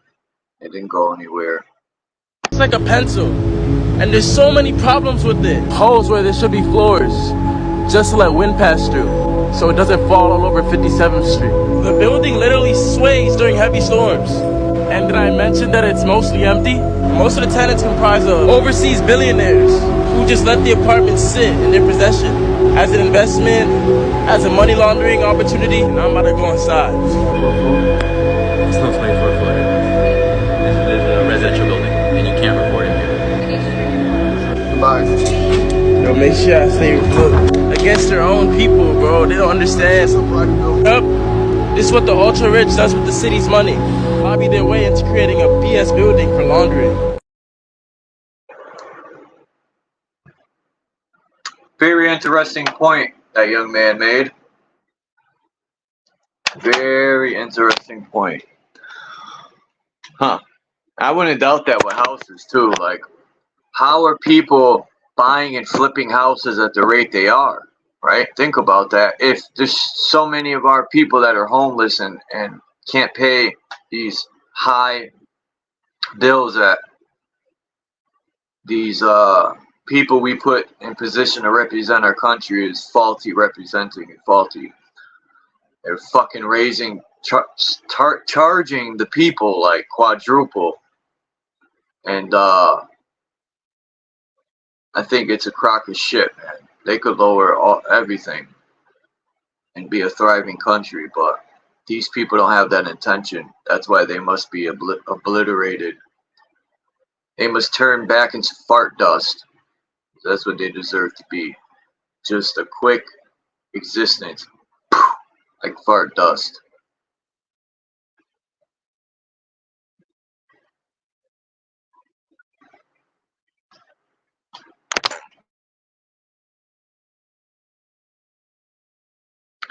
I was seeing this video, or I did see this video, not I was.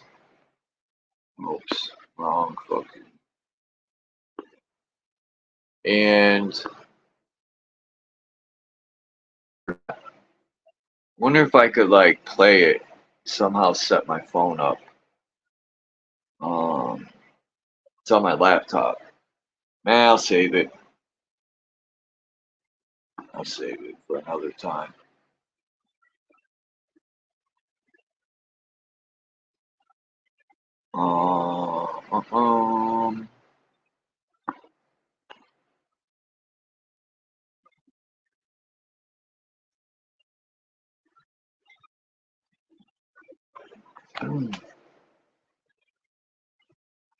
All those fake fucks are a thorn in the lion's paw. Strong as oxen, boxing, breaking iron jaws. People quick to talk shit then call the law. Pedder Street politicians and tinnitus cults. Insidious narcissistic skeletons hidden in vaults. It's thrown into your face propaganda campaigns. Karma they will embrace with severe pain. Surgical master using instruments so arcane. The good old book says it's an eye for an eye. Law has no equality when real justice is applied. Turn my back to the isms only to be crucified. The polarity of truth and lies. Two angels on my shoulders, good and evil. At war in my mind, thoughts are being upheavaled. I didn't finish, but it will be done.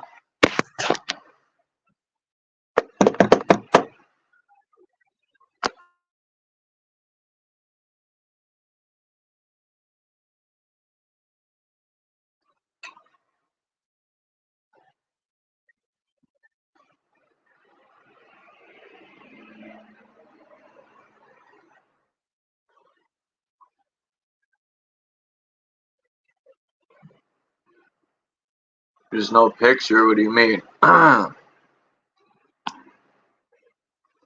Damn, faceplant, why are you in your feelings? Christians slamming is weak. Who's slamming Christians? People get all in their feelings. That's what I mean. Like, no disrespect to faceplant, however he meant that, whatever.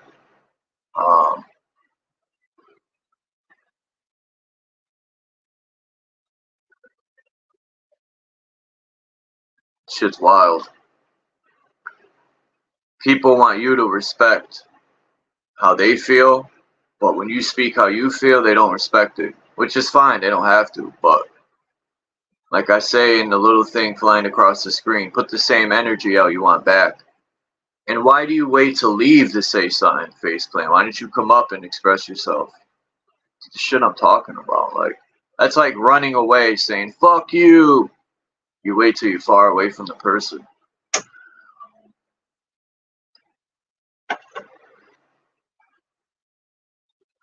Out of all people, faceplant. I have no problem with faceplant. He could speak his mind, but damn, bro. I feel like you were making that very personal or something. Maybe, you know, I'm overlooking it, but nobody was slamming Christians.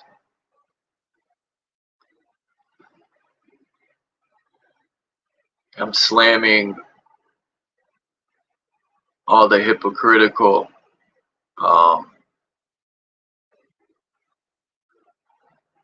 stuff that they put out. That video must have really bing bing bing hit some strings on people.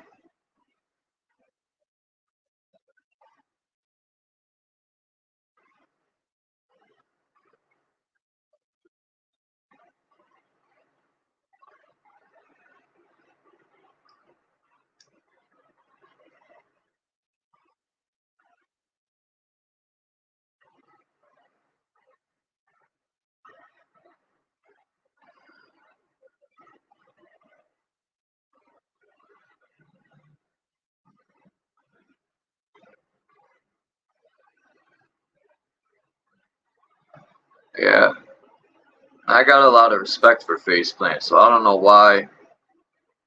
Whatever. I didn't even know faceplant was a Christian. He never ever said, yo, I'm a Christian, which shouldn't matter, bro. That's like,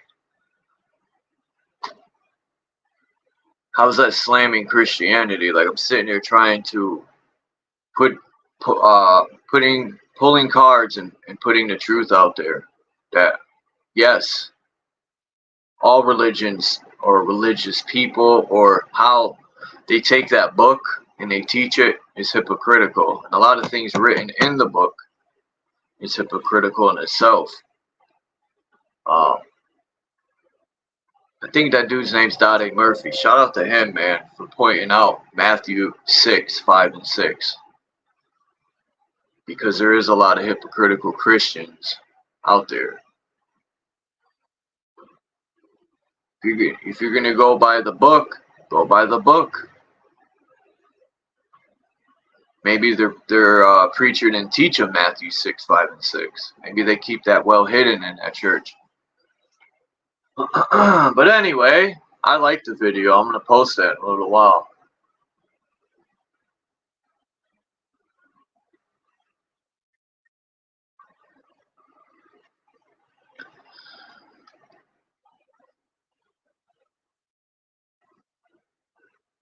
Yeah, I'm not slamming the people. If people aren't being hypocritical, then they should have nothing to worry about. Pointing something out, not, you know, isn't slamming Christians.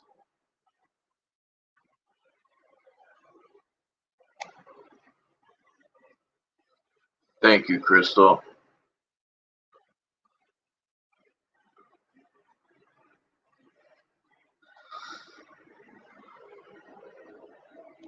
I slam all religions when it's being hypocritical. You know, I don't know. I've never been the type to pray to statues, you know, or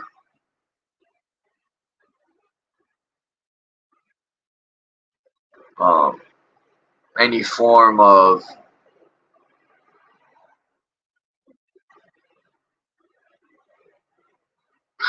that's a good point. Yeah, that was seriously Ray said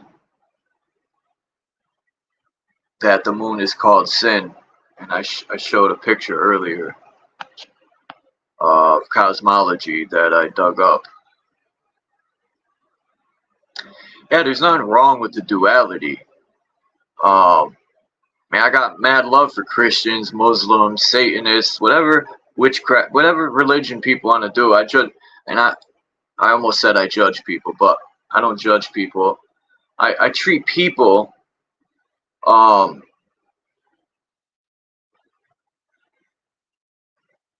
with respect, you know, as long as they're showing me respect.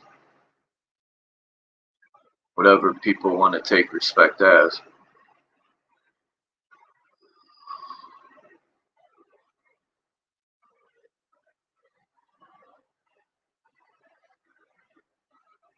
Damn, where's this picture at, man? Oh, here it is. Boop. Yeah, I don't know. You know, my grandfather used to say, don't talk about religion and politics. And at such a young age, when I heard that, my first thought, my mind would, you know, my higher self said, that's odd. But these are, you know, I was thinking to myself, politics and religion are like the two major things that make the fake heliocentric model go round. It's the machine that runs the world, put it that way. And if you can't talk about it, there's something wrong with that. It's almost like, you know, red flags went up at the age of fucking 9 years old, probably a little earlier. Like, wait a minute.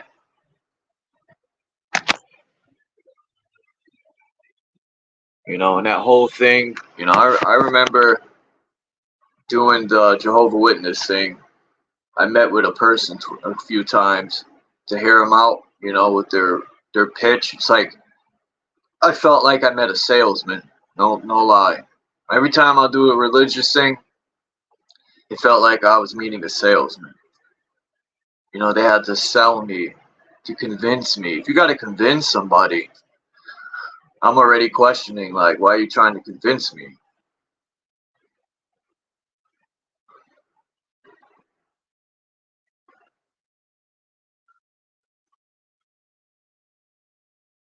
I look at religion like a dealing drugs, you know? They're fucking dealing you a temporary high. You know, you go to that church, they throw some witchcraft at you, got you singing and dancing and putting money in the pot. As soon as you leave there, your high's gone. You're back in reality. Pop the bubble. Boop, your happiness. You know, it's like a temporary drug. They hypnotize the people in the church for them couple hours to get that money.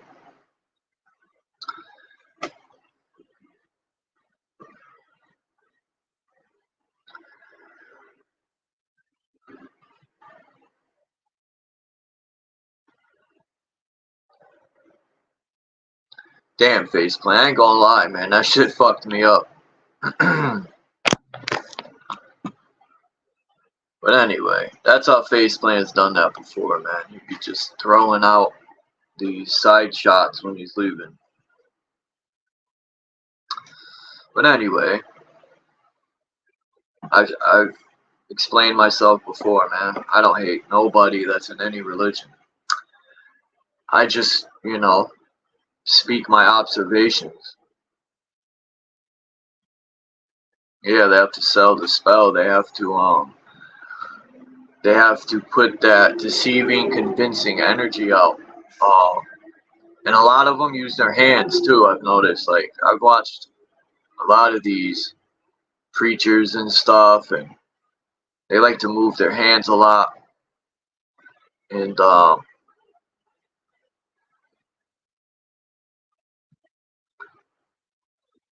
they're very convincing.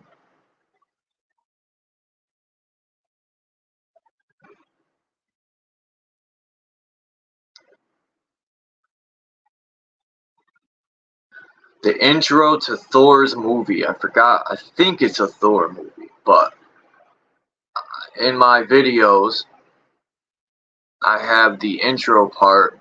I mentioned this before, but it's such a good intro. I don't know if I can upload it. I know they'll ding me 160,000 times with a copyright, but hey, it's for the message. I did it for the message, dude.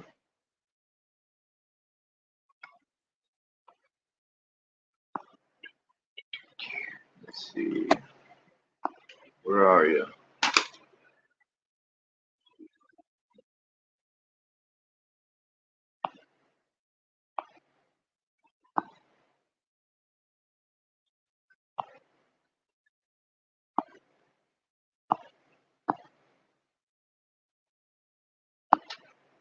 Man, can't be this far back. Huh.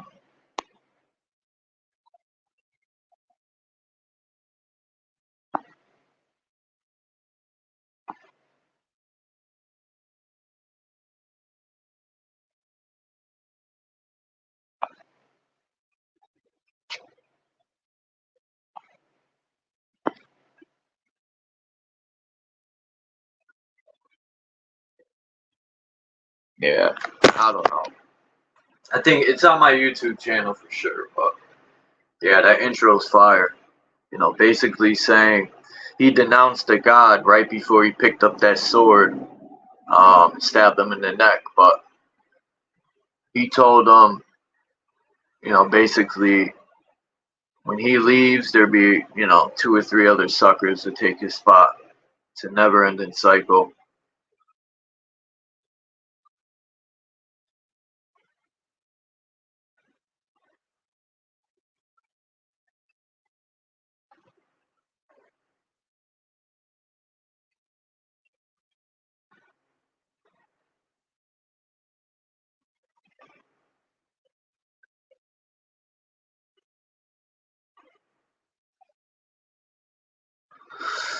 I just think it's wild that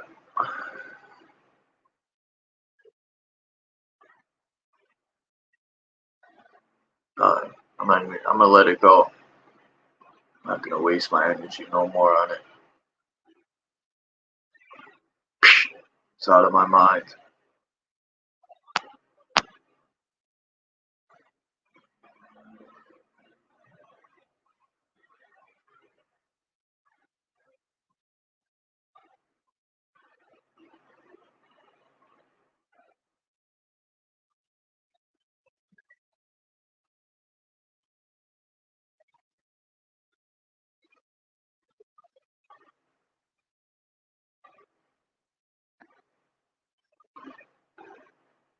I'm just looking at the chat, see what I missed. I know a lot of people don't like when I read, but I like to read. I'm not saying anyone here, I'm just saying in general, there are some people. But me, I just like to. Manly P. Hall has some good points in his books. I don't agree with everything that spoke, but I say agree because there's that polarity of agree and disagree. And what the? Oh yeah, I was about to say what's agree. Lucid looked that up yesterday. It's Latin. Agree for. I forgot. Huh. Agree. Let me look it up.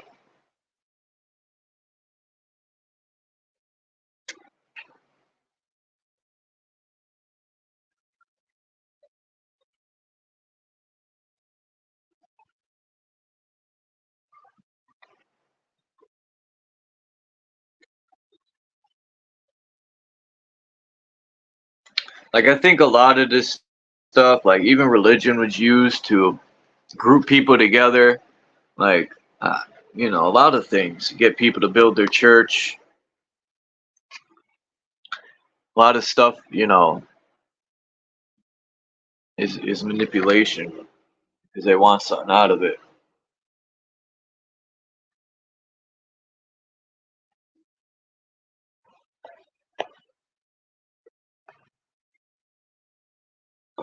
Let's see.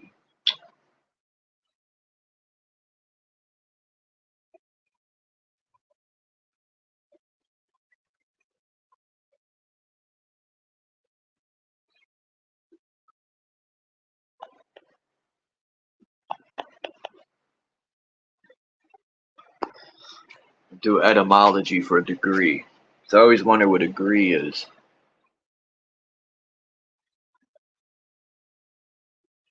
Latin's gradus. Or yeah, it's de gradus, degree. So Middle English and then step forward here. Latin. D, which means down, and gradus to step or grade.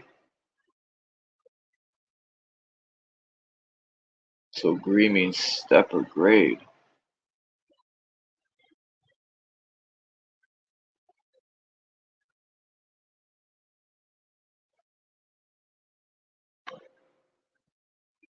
Well, a gradus, a step climb, figuratively a step towards something, a degree of something rising by stages.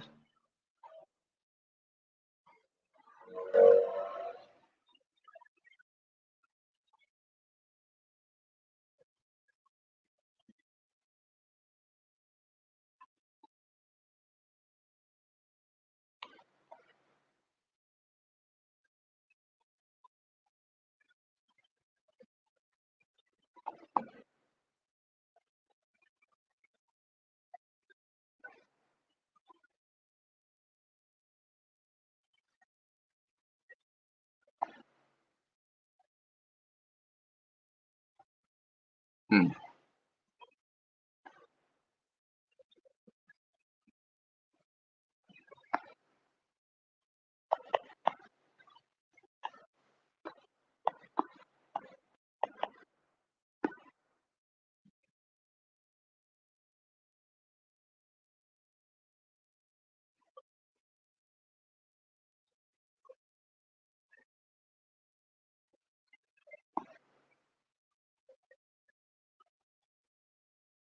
It says gree, pronounced gree, is a legal term that refers to a satisfaction or compensation received by a person who has been wronged or injured by another party. Gree. Huh.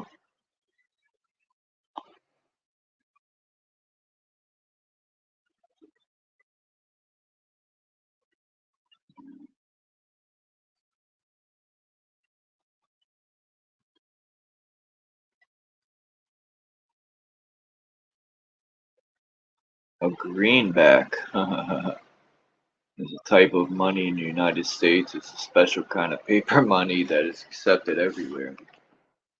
It can be used to buy things.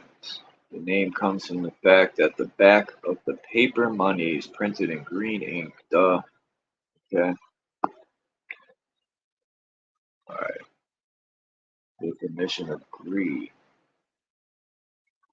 comes from the French word gris, which means good liking or satisfaction.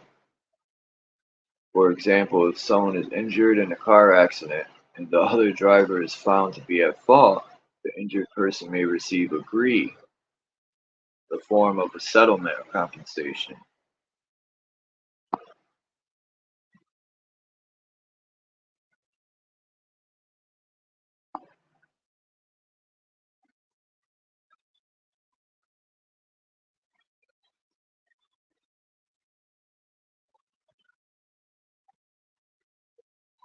So gris is freaking French, or the old French.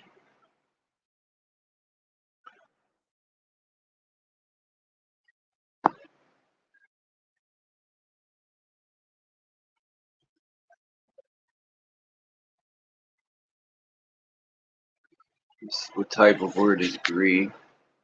It's a noun. Superiority, mastery, or victory.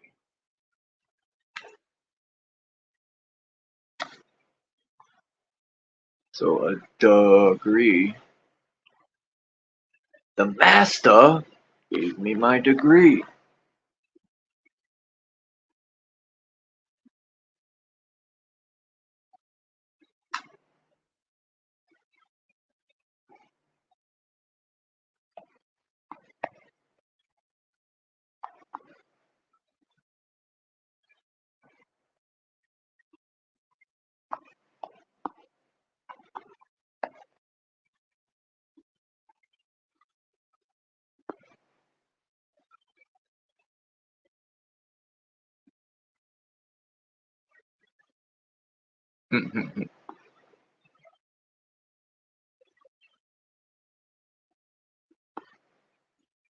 Interesting.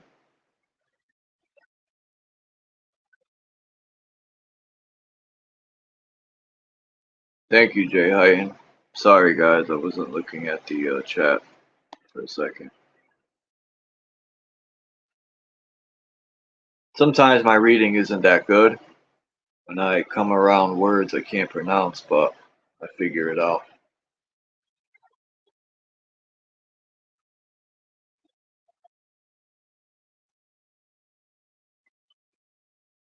Something about this masonry here.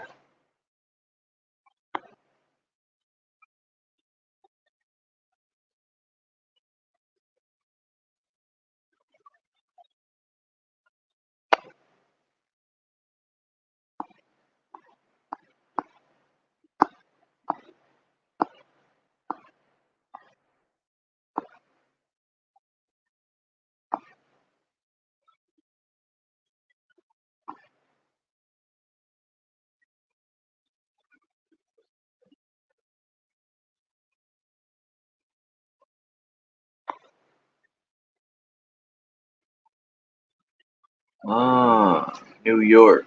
York Wright. What was that guy in New York, man? That a lot of the, if I'm not mistaken, a lot of people in New York I think that are in the nation. 5%.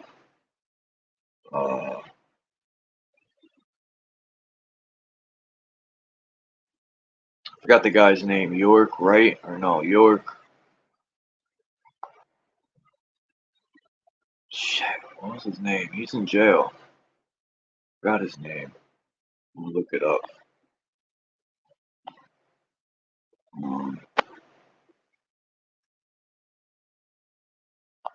Malachi York? I think that's his name.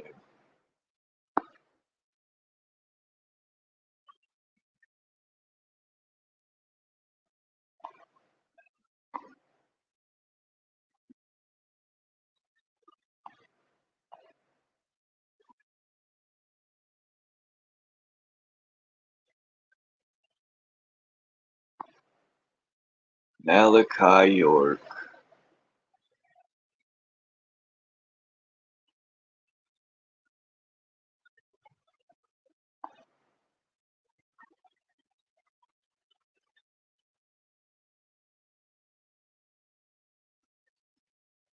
One requirement to be a Mason, gotta be in a religion. Alright, you gotta subscribe to a religion.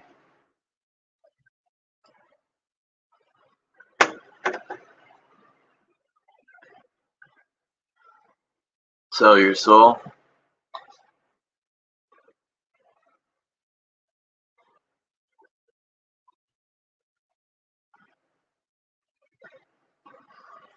Huh. It just sounds crazy. Sell your soul, right? My soul is for sale like it's a fucking tag sale.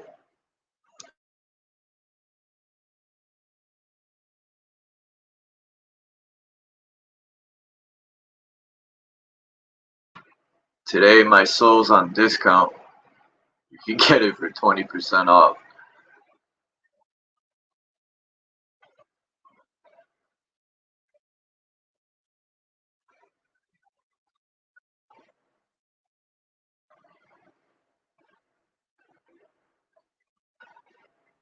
Belief in God.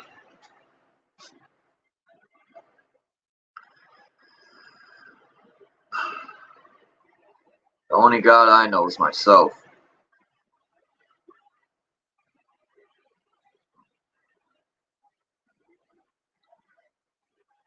And whatever created this realm, the source, the power, the electricity,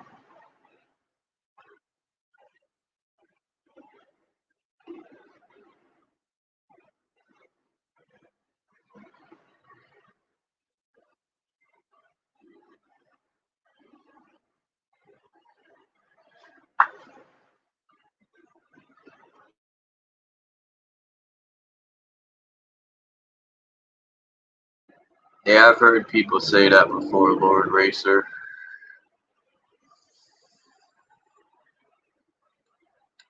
But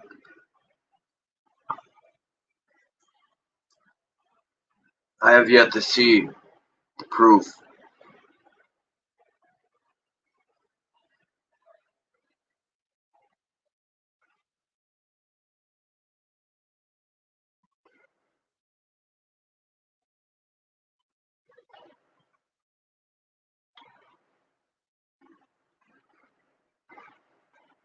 Groove, what's up?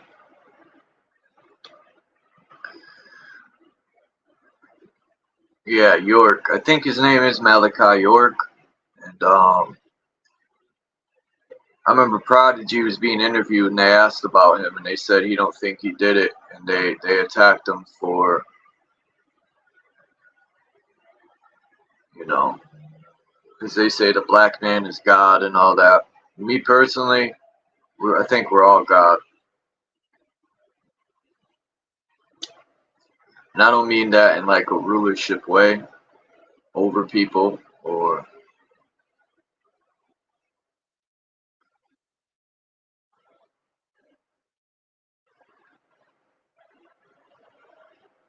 religion is like realigning your thoughts. It's like putting an anchor on your ankle,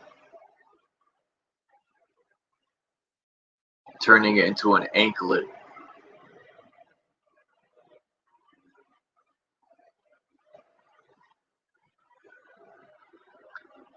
Remember them old fucking cartoons, man? They would put the I don't know what to call it, that big ball with a chain and put on people's ankle. That's wild. But I guess people would work out and get strong until they could pick it up and run with it. I'm out.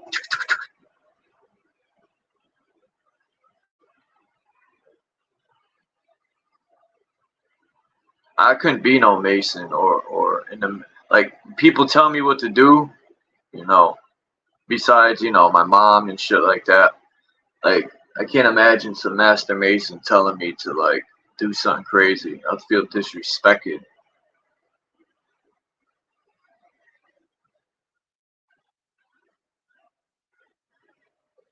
Bow to another man. That's wild.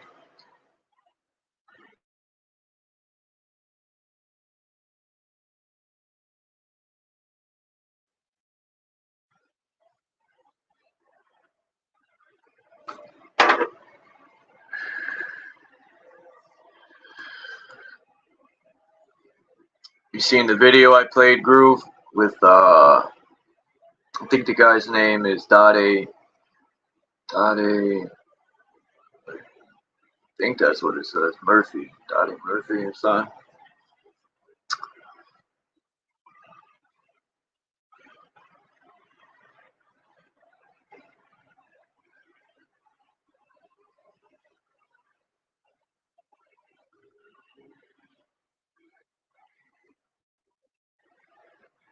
Yeah, people are ignoring a lot of stuff.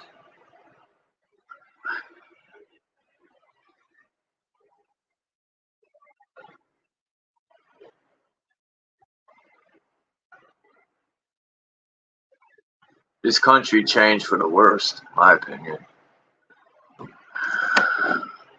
Back in the days was the best.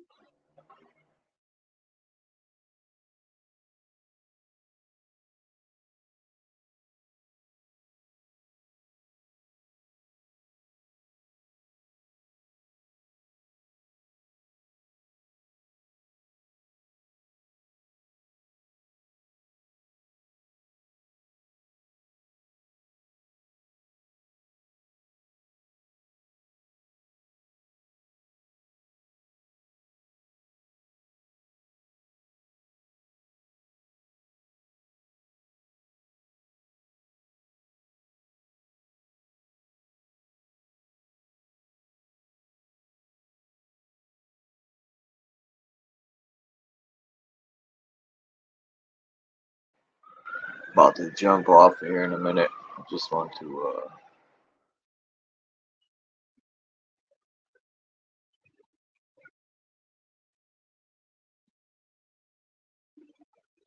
that's where York probably get his name from. He's probably a 33rd degree Mason, York, right? Matter of fact, we're gonna look Malachi York.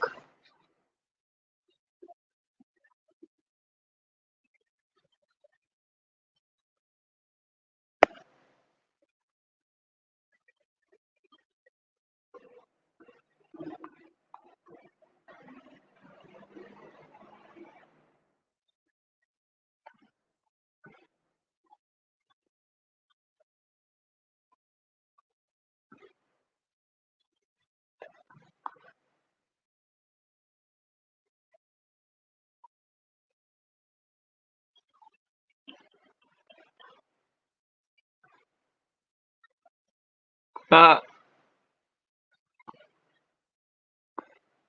they call him the man of many faces.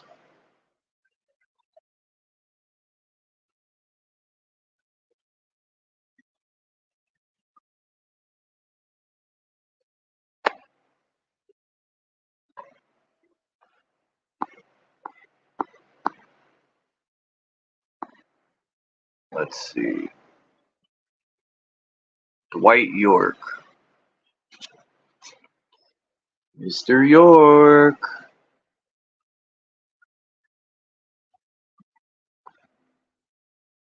He's an American criminal. That's what it says. A black supremacist. I ain't gonna say that, but he got the Chomo thing. Convicted child. Beep. Best known as the founding leader of other stuff.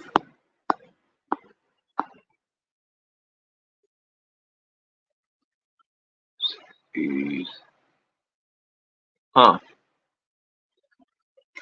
Well, that's why people think that he was set up by the police.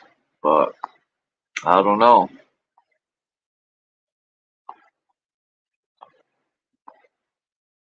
I don't know.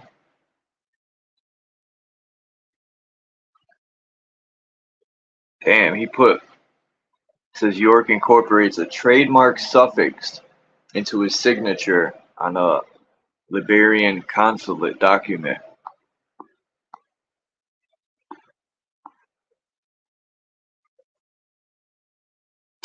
Says the woman of the Ansaru Allah community focus on memorizing history as their imam sees it. Or imam, sorry. How their imam sees it. Learning Arabic, many of them are quite fluent, incorporating Sudanese antiquate into their mannerisms and memorizing the Quran. They participate in the compilation of the various texts produced by the community and also work in the recording studio owned by the community, blah, blah, blah. You got various enterprises. He was based in Coney Island for a time. He operated a bookstore and a printing press on Flatbush Ave in the 70s. Then in the 80s, he was based in Brooklyn and Bushwick. Says, York, the students are best remembered by New York as practitioners of the Orthodox Islam, members of certain New York 5% Nation, Nation of Islam, Arabic Islamic mosques, still regard the Nuwabians as a rival faction. All this schnizzle is set to divide people?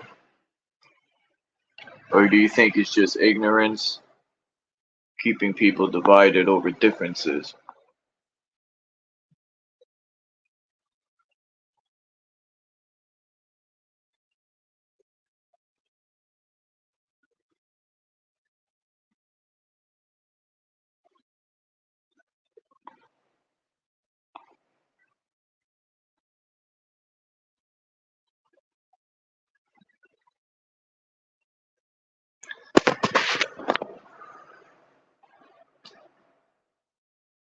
This is a hell realm. Yeah, I think hell is like, heaven is more or less the spiritual realm when you shed this vehicle. But you need this vehicle to be present in this physical hell, or where they say Satan is the king ruler of the material world, because low vibrating light materializes. I don't look at it no more as no like fear, spook stuff put in it. You know, when all that's cleared away and you can see it for what it is, a lot of stuff's laughable. Yeah, I'm about to jump off myself. Jump off. Nobody came up today to show Chuck love. Depressing. Nah, it's cool.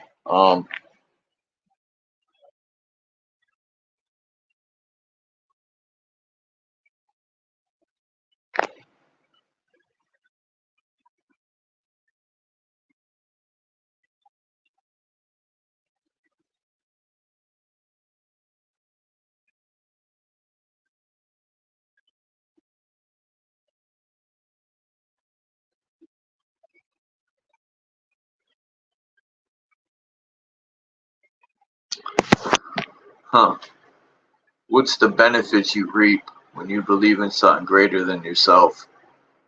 That means you don't look at yourself as being great, in my opinion. I don't see nothing wrong with, just loving yourself.